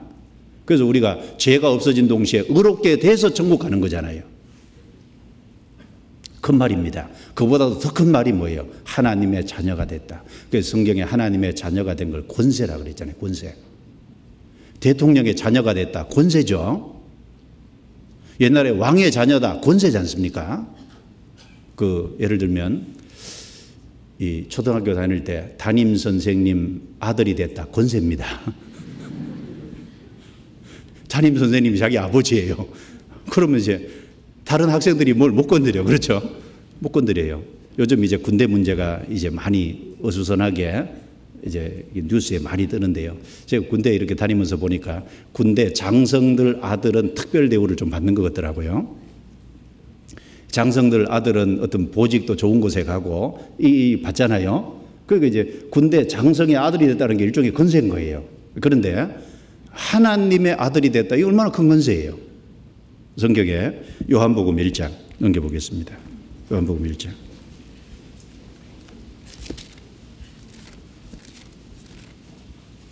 12절.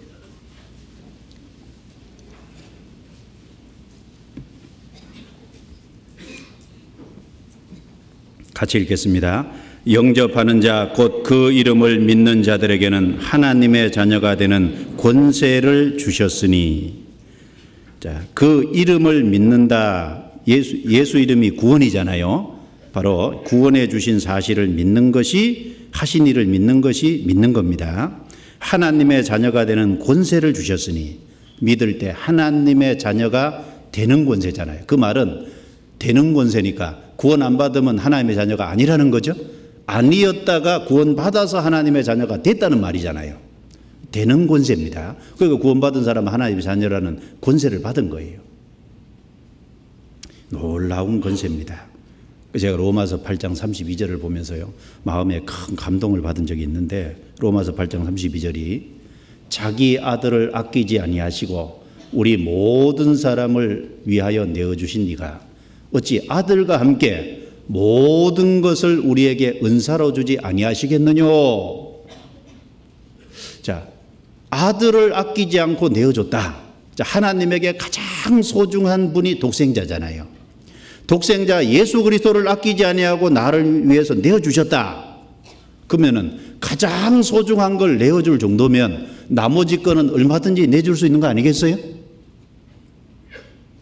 아들과 함께 모든 것을 우리에게 은사로 주지 아니하시겠느냐. 아들 줬다면 모든 것은 얼마든지 선물로 줄 수 있다 그 말입니다. 아들을 선물로 베풀었다면 다른 것은 얼마든지 선물로 줄 수 있는 거죠.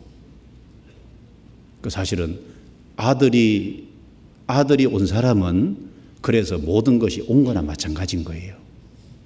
야, 이게 굉장한 말이구나. 예수님 한 분 받아들였는데, 예수님 한 분 했는데 모든 것을 사실 다 받은 게 되는 거예요. 그러니까 예수님 받은 사람, 모든 것 받은 사람, 예수님을 안 받은 사람은 모든 것을 사실은 잃은 사람이나 마찬가지거든요. 사실 아들과 함께 모든 것이 우리에게 선물로 따라오는 거거든요.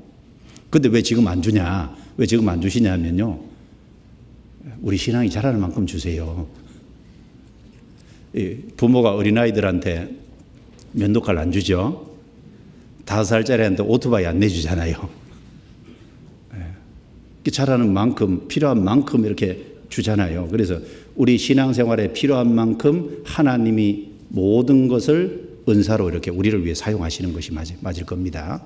그리고 점점 사용하시다가 나중에 주님 앞에 섰을 때 주님을 우리가 받았으니까 모든 것을 다 받게 돼 있는 거예요.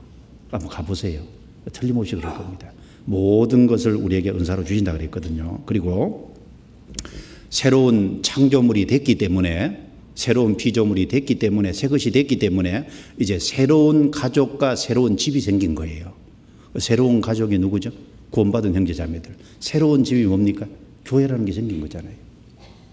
새로운 집과 새로운 가족이 이 세상에 생긴 겁니다. 가족 많이 생겼죠?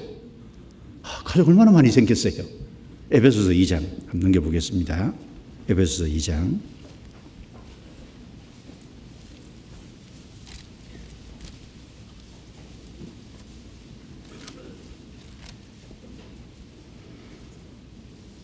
19절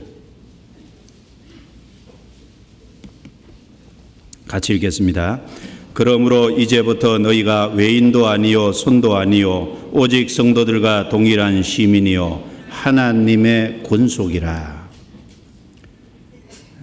하나님의 권속이라. 돌볼 건자죠. 돌보는 가족이다 그 말씀이지 않습니까? 그러니까 이제 구원을 받으면은 이제 외인도 아니고, 그다음 손님도 아니고, 성도들과 동일한 시민이요, 모든 성도들과 함께 천국에 들어갈 하나님 앞에 천국 시민이 된 거고, 그리고 하나님의 권속이라. 하나님이 돌보시는 가족 속에 딱 이론으로 딱 들어가게 된 거거든요. 그러니까 구원받은 사람은요, 가족이 많이 생긴 거잖아요. 예수님께서 한 번은 공생의 기간 중에 가르치고 계시는데 그 육신의 가족 마리아와 형제들이 왔어요. 그 어떤 사람이 얘기하기를 선생님 어머니와 즉 모친과 나머지 동생들이 왔습니다. 예수님께서 둘러있는 말씀을 듣는 사람들을 둘러보시고 누가 내 모친이면 누가 내 동생들이냐? 하나님의 말씀을 듣고 행하는 자가 내 모친과 동생이니라. 그러니까 구원받은 사람, 정말 주님의 생명을 받은 사람이 모친과 동생, 가족이다 그 말이잖아요. 예수님 십자가 위에서 죽으실 때 마리아에게 요한을 가르치면서 보소서 아들이니이다. 요한에게 보라 내 어머니라. 십자가 위에서 두 사람을 연결시켜 주잖아요. 그러니까 가족입니다. 가족. 십자가 밑에서 새로운 가족 관계가 형성되지 않습니까? 그 성경에 마가복음 10장 29절 30절에 보면은 누구든지 나와 및 복음을 위하여 집이나 형제나 자매나 어미나 아비나 자식이나 전토를 벌인 자는 금세에 있어 집과 형제와 자매와 모친과 자식과 전토를 100배나 받되 핍박을 겸하여 받고 또 영생을 얻지 못할 자가 없느니라. 이게 무슨 말씀입니까? 나와 및 복음을 위하여 이 세상에 집이나 전토나 형제나 자매나 버린 자는, 버리라는 말이 아니고 그것보다가 주님을 가장 우선순위, 복음을 가장 우선순위에 두는 자는 그 말이죠. 우선순위에 두다 보니까 밀릴 수밖에 없는 거예요. 그러니까 세상 사람들이 볼 때는 마치 버린 것처럼 그렇게 생각될 수 있잖아요. 우선순위 차이입니다. 버린 자는 여기 금세에 있어 이 세상에서 집과 형제와 자매와 모친과 자식과 전토를 100배나 받았대요. 이 세상에서 집이나 형제나 자매나 모친과 전토를 100배나 받았대요. 무슨 말입니까? 여기 구원받은 형제 자매들이 진짜 많이 생긴 거예요. 진짜 육신의 가족이 아니라 영적인 신령한 가족, 새로운 창조물이기 때문에 새로운 가족이 형성된 거고, 거긴 집도 들어가잖아요. 그 집이 무엇입니까? 하나님의 몸된 교회. 우리가 전국 교회가 많잖아요. 전 세계 교회가 많죠. 구원받으면 집이 새로 생긴 겁니다. 그래서 한 몸이라고 했습니다. 같은 가족입니다. 운명을 같이 하는 가족으로 하나님께서 불러주신 겁니다. 그래서 새로운 피조물이기 때문에 새로운 가족, 새로운 집이 있다는 걸, 이걸 꼭 생각해야 될 거예요. 내가 그 가족의 구성원으로 주님이 거기 있게끔 부르신 겁니다. 자, 그리고 이제 새로운 피조물이기 때문에 새로운 행동 양식이 있다는 것을 아마 생각을 해야 될 겁니다. 이 구원받은 사람은 이제 새 소망이 생겼죠. 이것을 고린도후서 5장을 중심으로 잠깐 몇 가지 정리를 하겠습니다. 고린도후서 5장 넘겨보시죠.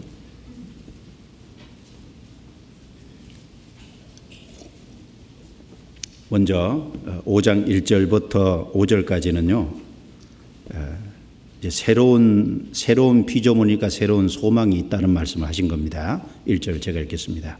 만일 땅에 있는 우리의 장막집이 무너지면 하나님께서 지으신 집 곧 손으로 지은 것이 아니요 하늘에 있는 영원한 집이 우리에게 있는 줄 아나니 과연 우리가 여기서 탄식하여 하늘로부터 오는 우리 처소로 더디기를 간절히 사모하노니 이렇게 입으면 벗은 자들로 발견되지 않으려 함이라. 이 장막에 있는 우리가 짐진 것까지 탄식하는 것은 벗고자 함이 아니요 오직 더딛고자 함이니 죽을 것이 생명에게 삼킴바 되게 하려 함이라.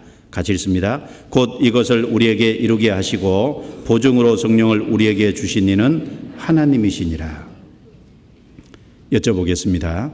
땅에 있는 우리의 장막집은 뭘까요? 우리 몸을 가리키죠. 하늘에 있는 영원한 집은 뭘까요? 부활의 몸을 가리키잖아요. 여긴 천국 얘기하는 것보다 부활의 몸을 얘기합니다. 이 땅에 있는 장막집, 우리 육체, 이거 어느 날 이제 무너지잖아요. 하늘에 있는 영원한 집으로 집이 준비되어 있는데 그걸로 우리가 덧입어요. 덧입는다는 건 부활의 몸을 입는다 그 말입니다. 그래서 그 2절에 보시면 우리가 여기서 탄식하여 하늘로부터 오는 우리 처소로 덧입기를 간절히 사모하노니 이렇게 입으면 벗은 자들로 발견되지 않으려 함이라. 그죠? 바울 사도는요, 단지 영혼이 육체 밖에 나가서 주님을 만나는 것, 그걸 원한 것보다 부활의 몸을 덧입고 주님을 만나는 거, 그걸 원한 거예요. 자, 이 부활의 몸을 덧입는다. 참 상상이 잘한가요? 어쨌든 우리를 위한 영원한 집이 준비되어 있습니다. 이 부활의 몸이 얼마나 아름다울까요? 막 아름다울 겁니다. 부활의 몸을 주님이 죽으셨다가 부활하셔서 그 신령한 몸을 입으셨잖아요. 그 주님은 신령한 몸을 입고 제자들이 유대인들이 무서워서 물을 꽁꽁 걸어 담가놨는데 가운데 나타나셔서 손에 못자고 옆구리에 창자로 너희에게 평강이 있을지어다. 그리고 또 갑자기 사라지기도 하시고. 그러니까 물체와 물체 사이를 통과할 수 있는 몸이잖아요. 그리고 예수님은 부활의 몸을 입고 제자들이 주는 생선을 잡수셨거든요. 부활의 몸도 먹을 수 있는 몸입니다. 그러니까 누가 천국 가면은 못 먹을 거다. 아닙니다. 먹을 거예요. 요한계시록 22장에 보면은 천성의 생명수 강의인데 좌우에요. 실가가 달려있는 나무가 쫙 있다 그랬어요. 관상수일까요? 관상수가 아니라 먹으라고 주신 걸 겁니다. 그리고 우리가 하나님이 되지 못하지만 비슷한 몸으로 닮은 겁니다. 그래서 주님은 나타나셨다가 사라지고 그러는데 우리도 주님 따라할지 몰라요.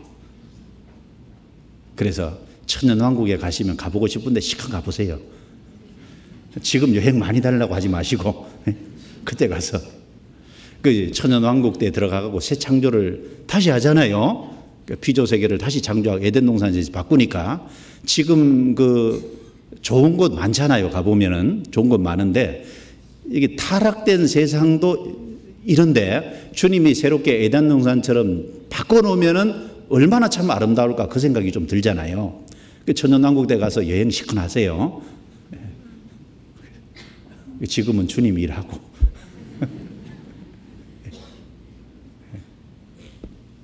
부활의 몸을 입는데 이것은 썩을 거잖아요. 썩지 않을 몸입니다. 그리고 이 부활의 몸은 이것은 깨어지고 이렇게 약한데 부활의 몸은 강할 겁니다. 육의 몸이 있은즉 신령한 몸이 있잖아요. 그래서 하나님께서 이 땅에 그 부활의 그림자로 많이 담아두신 거잖아요. 예를 들면 군뱅이가 나비 된다. 전혀 다른 모습이잖아요. 애벌레가 예를 들면 나비가 된다. 전혀 다른 모습 아닙니까? 씨를 심었는데 형체가 나와서 아름다운 해바라기 꽃이 피었다. 해바라기 씨와 형체는 너무 다르잖아요. 씨 별로 볼품 없죠. 꽃은 얼마나 아름다워요.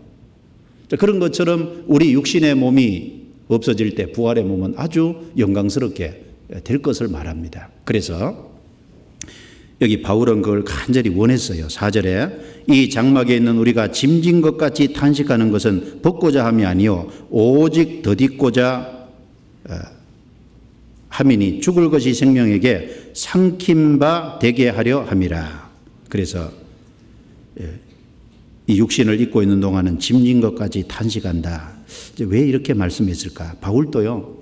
육신을 입고 있는 동안 이게 힘들었으니까 이 말하는 거예요. 맞지 않습니까? 육신을 입고 있는 동안은 이 짐진 것까지 탄식이 된대요. 육체가 이 육체를 끌고 다니려면 힘들잖아요. 잠을 안 자면은 피곤하고 그리고 많이 봉사하면 좀 쉬고 싶고 그래서 이 육체가 그리고 나는 죄 안 짓고 싶은데 죄가 자꾸 올라오고 이게 이제 뭐 탄식이 되지 않습니까? 마음에 탄식이 되는 거예요. 그런데 바울이 이 몸을 확 벗어버리고 주님 오실 때 부활의 몸을 덧입고 주님을 만난다. 그걸 굉장히 사모하고 간절히 원했던 것 같습니다. 우리도 그걸 원해야죠. 그래서 새로운 창조물이기 때문에요. 주님 오실 때 새로운 몸을 입혀주세요. 그리고 주님 오실 때 새로운 세상, 그러니까 새 하늘과 새 땅이잖아요. 새로운 세상에 들어가고 그리고 우리를 구원하신 새 사람 되신 그 예수님과 만나서 예수님과 영원히 함께 하게 되잖아요. 우리에게 그런 것이 약속되어 있는 겁니다. 새로운 피조물이기 때문에 그리고 새로운 피조물이기 때문에 우리가 살아가는 생애 동안 행동 방식이 좀 다르잖아요. 그 새로운 피조물 구원받은 사람은 행동 원리가 뭘까요? 구원받은 사람의 행동 원리가 뭘까요? 딱 하나, 믿음으로 사는 겁니다. 뭐로 산다고요? 딱 하나, 믿음으로 사는 거예요. 구원받은 사람의 행동 방식은 믿음이어야 됩니다. 믿음으로 살아야지 보는 것조차 살면 안 되는 거예요. 고린도후서 5장 그 옆에 7절 보겠습니다. 이렇게 말씀하셨습니다. 같이 읽겠습니다. 이는 우리가 믿음으로 행하고 보는 것으로 하지 아니함이로라. 믿음으로 행하고, 자, 믿음으로 행해야 된다. 그런데 믿음으로 행하는 것은 보는 것으로 하지 아니함이로라. 그러면 보는 것으로 하지 않는다는 것은 보이지 않는 것을 쫓아 행동한다는 거지 않습니까? 믿음은 보는 것을 쫓아 행동하는 게 아니에요. 믿음은 보이지 않는 것을 쫓아서 행동하는 겁니다. 하나님은 안 보입니다. 보이지 않는 하나님의 뜻을 따라서 행동하는 겁니다. 그 믿음이잖아요. 그리고 하나님이 어떤 약속의 말씀을 하셨을 때 그 약속의 말씀이지 아직 그걸 이루어진 것을 우리가 보지 못했잖아요. 내가 거기 순종할 때 이루어지죠?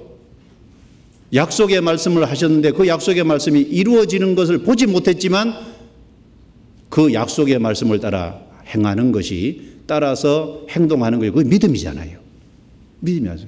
말씀을 따라서 행하는 것이 믿음이잖아요. 그래서 결국 믿음이라는 것은 보는 것으로 하는 게 아닙니다. 보이지 않는 하나님의 뜻을 따라 행하는 것이며 약속의 말씀을 쫓아서 하는 것이 결국 그것이 믿음인 거예요. 이 새로운 피조물은 믿음으로 사는 겁니다. 그리고 우리가 말씀을 많이 듣는 이유는 뭐예요? 말씀을 많이 듣는 이유는 말씀을 많이 들어야 믿음이 견고해지는 거예요. 그렇지 않습니까? 그리고 말씀을 많이 담고 있어야 이 세상에 유혹된 것을 이기는데 그 말씀이 믿음을 견고케 해주고 그 모든 걸 이길 수 있도록 도와주잖아요. 구원받은 사람은 행동 양식은 믿음입니다. 믿음으로 삽시다. 주님은 구원받은 사람, 새로운 피조물이 믿음으로 살기를 원해요. 믿음. 믿음은 보이는 환경과 반대될지라도 끝까지 약속의 말씀을 붙잡고 가는 것이 믿음입니다. 믿음. 깊은 데로 가서 그물을 내려라. 베드로는 이해가 안 갔어요. 그러나 이해가 안 갔지만 주님 말씀에 순종한 건 믿음으로 순종한 거죠. 믿음으로 순종한 겁니다. 성경에 그런 것을 계속 시키고 있잖아요. 믿음이 뭔지 시편 108편 한번 봅시다. 시편 108편.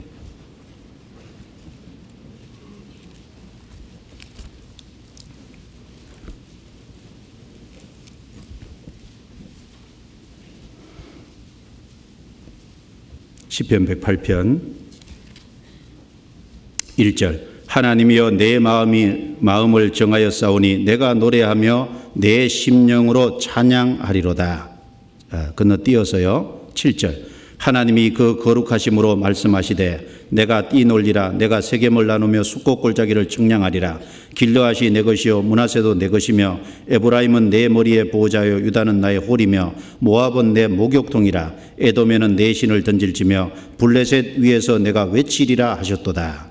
7절부터 보면은 말씀하시기를 하셨도다. 한마디로 요약하면 주님께서 다윗과 함께 해주겠다. 다윗을 도와주겠다. 그렇게 약속을 했다는 겁니다. 말씀하셨어요. 그런데 환경은 반대죠. 10절.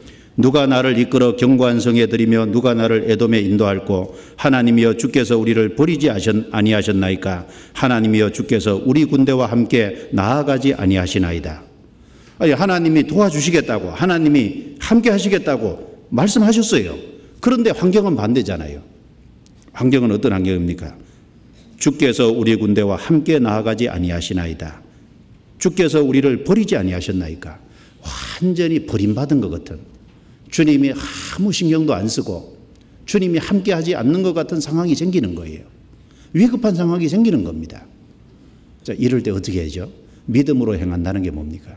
이럴 때 믿음으로 행한다는 건 하나님의 말씀에 내 마음을 정하는 것이 믿음으로 행하는 겁니다. 정하고 그것에 순종하는 것이 믿음으로 정하는 거예요. 믿음입니다. 그래서 108편 1절에 같이 읽겠습니다. 하나님이여 내 마음을 정하여 싸우니 내가 노래하며 내 심령으로 찬양하리로다. 자, 보십시오. 하나님의 말씀이 있어요. 약속이 있습니다. 환경이 있습니다. 환경은 전혀 반대되는 환경입니다. 하나님이여 내 마음을 정하여 싸우니 어디로 정할까요? 약속의 말씀에 정하는 거예요. 약속의 말씀에 정하고 그 약속의 말씀을 붙잡는 겁니다. 그리고 하나님을 의지하고 하나님 앞에 인내하며 기다리는 겁니다. 하나님 앞에 내가 마땅히 해야 될 일을 믿음으로 행하는 겁니다. 그러면 그 약속의 말씀이 지금은 아니라도 지금 당장은 이루어지지 않는 것 같아도 반드시 그대로 됩니다. 왜? 말씀하셨잖아요. 말씀과 환경이 반대되는 상황이 생길 때 믿음은 말씀에다 내 마음을 고정하는 겁니다. 하나님이여 내 마음을 정하여 싸우니 말씀에다 정했겠죠. 정하니까 아직 환경이 바뀌진 않았지만 마음에 찬양이 올라올 수 있는 거예요. 그리스도인의 찬양은 아직 환경이 바뀌지 않았지만 약속의 말씀을 붙잡고 찬양할 수 있다면 그게 진짜 믿음입니다. 그게 그리스도인의 신앙이에요. 그게 세상 사람과 다른 겁니다. 그리스도인의 삶의 행동 양식은 믿음으로 사는 겁니다. 성경 한 곳 더 보겠습니다. 하박국 2장 4절입니다.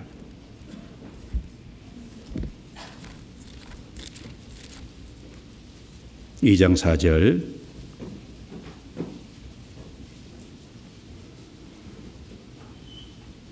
같이 읽겠습니다. 보라 그의 마음은 교만하며 그의 속에서 정직하지 못하니라. 그러나 의인은 그 믿음으로 말미암아 살리라. 이 하박국서 내용을 보면 이스라엘 백성들이 타락돼 있죠. 그래서 하나님께 기도합니다. 하나님 이거 언제까지 보고 계실랍니까? 이렇게 타락되어 있는데 하나님이 방치하시렵니까? 하나님께서 답을 주셨습니다. 바벨론을 끌어와서 이스라엘을 심판하리라. 하박국 선지자가 의문이 생겼어요. 하나님, 아무리 이스라엘 민족이 죄를 짓고 하나님께 불순종했어도 그래도 바벨론보다는 선합니다. 바벨론은 악한 민족 아닙니까? 어떻게 더 악한 민족을 끌어와서 더 선한 이스라엘을 심판하시는 것이 가한 일입니까? 라고 하나님께 기도하고 기다립니다. 그러니까 하나님께서 답을 주신 거예요. 그 내용이 4절이에요. 보라 그의 마음은 교만하며 그의 속에서 정직하지 못하니라. 바벨론을 가리켜서 한 말이죠. 그러나 의인은 그 믿음으로 말미암아 살리라. 그 앞에 내용을 읽어보면 하나님이 바벨론도 심판하리라. 때가 되면 반드시 심판하리라. 그가 교만해지면 심판하리라. 그러니까 그 하나님이 하시는 일을 너는 믿고 그 하나님께 맡기라는 겁니다. 의인은 믿음으로 말미암아 살리라. 때로는 내가 이해 안 되는 일이 있을 수도 있고 그래서 하나님께 부르짖고 호소하고 그 대답조차도 이해 안 될 수가 있습니다. 그래도 의인은 믿음으로 말미암아 살리라. 끝까지 하나님이 선하신 분이라는 걸 믿고 하나님이 모든 것을 다스려갈 것을 믿고 결국은 최종 승리가 있을 것을 믿고 기다리는 거예요. 인내하는 겁니다. 그리고 내가 해야 될 일을 하는 겁니다. 그러니까 하박국서 3장에 아무것도 없어도 나는 여호와로 인하여 기뻐하리라. 결국은 그런 찬양과 고백이 나올 수밖에 없게 되는 겁니다. 그게 크리스찬의 모습입니다. 크리스찬의 삶의 행동 원리는 믿음이에요. 히브리서 11장에 믿음장입니다. 자, 아브라함 그리고 이삭, 야곱 그리고 모세 그리고 앞서간 많은 선지자들의 믿음으로 산 삶이 뭔지가 기록되어 있어요. 우리가 주님 앞에 섰을 때 딱 하나 믿음으로 행한 것이 남습니다. 믿음으로 행동한 것이 남아요. 믿음으로 하지 않는 건 남지 않습니다. 고린도후서 5장 자, 넘겨보겠습니다. 빨리 끝내야 되는데요. 큰일 났어요. 예. 고린도후서 5장 9절 그런즉 우리는 거하든지 떠나든지 주를 기쁘시게 하는 자 되기를 원하노라. 건너뛰어서 15절 저가 모든 사람을 대신하여 죽으심은 산 자들로 하여금 다시는 저희 자신을 위하여 살지 않고 오직 저희를 대신하여 죽었다가 다시 사신 자를 위하여 살게 하려 함이니라. 무슨 말씀입니까? 딱 한마디로 정리하면 그리스도인의 삶, 행동 양식은 믿음인 동시에 삶의 목적이 뭐냐를 말씀한 거예요. 그리스도인의 삶의 목적은 주님을 기쁘시게 하는 삶입니다. 그리스도인의 삶의 목적은 나를 위해서 사는 게 아니죠. 나를 위하여 죽었다가 다시 사신 자, 바로 주님을 위해서 사는 것이 그리스도인의 삶의 목적이에요. 주님이 높아지고 주님이 존중의 여김을 받고 주님이 영광스럽게 되기를 원하는 마음이 크리스찬에겐 다 있습니다. 바로 나를 위한 삶이 아니라 주님을 위한 삶이고 주님을 기쁘시게 하는 삶이고, 주님이 무엇에 기뻐하실까요? 주님이 기뻐하시는 것은 너희가 많이 열매를 맺으면 내 아버지께서 기뻐하시리라. 죄인 하나가 돌아오면 하늘에서는 회개할 것 없는 의인 99을 인하여 기뻐하는 것보다 더하리라. 한 사람의 영혼이 돌아올 때 하나님이 기뻐하십니다. 그리고 구원받은 형제가 연합하여 동거할 때 하나님은 기뻐하십니다. 서로 사랑할 때 기뻐하십니다. 우리의 삶의 목적은 주를 기쁘시게 하는 거고 주를 위해서 사는 삶입니다. 그리고 16절입니다. 16절, 그러므로 우리가 이제부터는 아무 사람도 육체대로 알지 아니하노라. 비록 우리가 그리스도도 육체대로 알았으나 이제부터는 이같이 알지 아니하노라. 요약하면 새로운 피조물은 눈이 다르다는 거예요. 새로운 피조물은 그렇지 않은 사람들과 보는 것이 다릅니다. 자, 과거에는 그리스도를 육체대로 알았다 그랬죠? 이제는 육체대로 알지 아니하노라. 무슨 얘기입니까? 눈이 달라졌다는 얘기예요. 구원받기 전에는 그리스도가 단지 바울 사도의 눈에는 33세 한 유대인 청년에 불과했습니다. 목수의 아들에 불과했습니다. 그런데 그가 구원을 받고 보니까 그는 하나님이시고 그는 자기 구세주였어요. 완전히 그리스도를 보는 눈이 바뀌었습니다. 그리스도를 보는 눈이 바뀌었을 뿐 아니라 다른 사람을 보는 눈도 바뀌었어요. 과거에는 사람을 볼 때 외모로 봤습니다. 그러나 이제 사람을 볼 때 그 안에 그리스도를 모셨느냐 안 모셨느냐로 보게 되는 거예요. 자, 우리가 구원받기 전에 사람을 볼 때 어떻게 봤습니까? 그 사람 얼굴 잘생겼어? 그 사람 어느 대학 출신이래? 그리고 그 사람 돈 얼마나 가졌어? 그 사람 아파트 몇 평에 살아? 그 사람 사는 곳이 강남이야, 강북이야? 그렇죠. 자, 과거에는 우리가 사람을 볼 때 외모로 판단했습니다. 그런데 구원받으면 그렇지 않은 거예요. 그리스도가 새로운 눈으로 보이고 사람들을 볼 때 새로운 관점으로 보게 됩니다. 구원받은 사람 귀한 사람이죠. 하나님이 누구에게 온통 관심이 있냐면 헤롯 대왕에게 관심이 있었던 게 아니라 사마리아 여자에게 자신을 그리스도라고 나타내셨어요. 외모로 판단한 게 아닙니다. 누가복음 16장에 부자에게 관심이 있었던 것이 아니라 나사로에게 관심을 갖고 그 영혼을 천국으로 이끌어 들이셨습니다. 더 이상 구원받으면 사람을 외모로 봐서는 안 됩니다. 외모로 보는 것은 죄가 되는 거예요. 우리 눈이 바뀌었어요. 사람을 보는 눈이 바뀌고 세상을 보는 눈이 바뀌었습니다. 그렇죠. 흔히들 구원받고 나면 내가 과거에 봤던 세상이 아닌 전혀 다른 세상이라고 말하죠.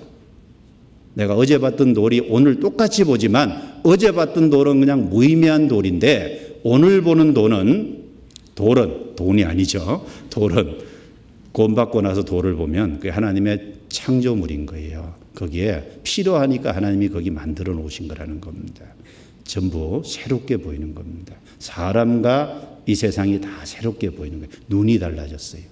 그래서 눈이 달라졌기 때문에 가치관이 바뀐 거고 관점이 바뀐 겁니다. 그리고 크리스찬에겐 새로운 임무가 주어져 있어요. 18절 보겠습니다. 마무리하겠습니다.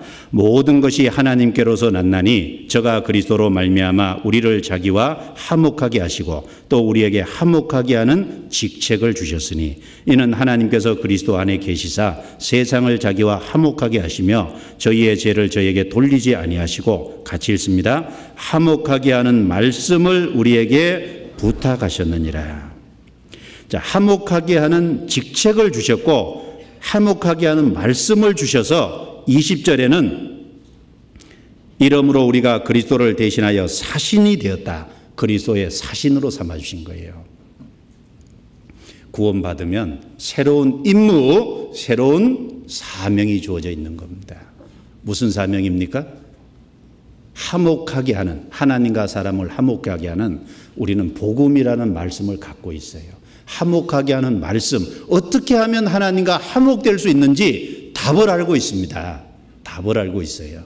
그리고 하나님이 화목하게 하는 직책을 주셨어요. 그리스도인은 모두 다 전도자입니다. 전도서 1장 1절에 말했죠. 다윗의 아들 예루살렘 왕 전도자의 말이니라. 다윗의 아들이고 그리고 세상 직책은 왕이지만 하나님 앞에서는 전도자라는 겁니다. 내가 어느 한 가정의 누구의 아들이고 누구의 딸이고 그리고 누구의 남편과 아내고 그리고 세상에서 내 어떤 직책이 있을 수 있어요. 대기업의 부장이고 어떤 회사의 직원일 수 있습니다. 그러나 하나님 앞에서는 전도자입니다. 화목하게 하는 직책을 받은 거예요. 그리고 그리스도의 사신으로 이 세상에 보냄받은 겁니다. 내가 그리스도께서 나를 보내신 것처럼 나도 너희를 세상에 보내노라. 구원받은 사람은 사신입니다. 사신. 참 한 나라의 대사로서 외국에 나가 있다는 건요. 큰 특권인 동시에 책임이 부과된 거 있는 거예요. 잘하면 어떤 나라를 위해서 큰 이익을 줄 수 있고 잘못하면 큰 손해를 끼칠 수도 있는 겁니다. 우리가 하나님 앞에 사신입니다. 우리가 전도해야 될 때 마땅히 전도할 때 전도해야 됩니다. 그리고 새로운 피조물입니다. 그냥 어제 사람이 내가 속죄 사실만 알고 끝나버린 게 아니에요. 완전히 새로운 창조물이라는 걸 기억하셔야 돼요. 모든 것이 다릅니다. 그래서 내가 죽음 앞에서 소중하다는 것을 지금 하고 사셔야 돼요. 내가 죽음 앞에서 정말 소중하게 생각할 거 그것을 지금 행하고 살면 주님 앞에 영광스럽게 인생이 빛날 겁니다. 기도드리고 마치겠습니다. 하나님 감사합니다. 우리를 구원해 주신 것 감사합니다. 저희가 부족하고 저희가 연약하고 저희가 어리석고 미련하고 그리고 구원을 받았음에도 너무나 소극적이고 주님의 뜻을 순종하지 못하는 많은 것들이 있습니다. 주님께서 우리의 연약함을 붙잡아 주시고 일으켜 세워 주시고 더욱 굳건한 다리를 주셔서 주님을 향해 주님의 뜻을 향해서 나아가고 움직일 수 있도록 도와주시옵소서. 수양관에서 큰 역사가 일어나고 있는 거 주님이 아십니다. 그 모든 것은 주님이 이끄셔서 된 것인 줄 믿고 감사합니다. 더 큰 역사를 나타내 주시고 우리의 마음이 모아질 수 있게 해주시고 연합함으로 선을 이룰 수 있도록 도와주옵소서. 그 모든 것을 통해서 주님께만 영광이 되게 해 주옵소서. 우리를 구원해 주신 주 예수님 이름으로 기도드려옵니다. 아멘.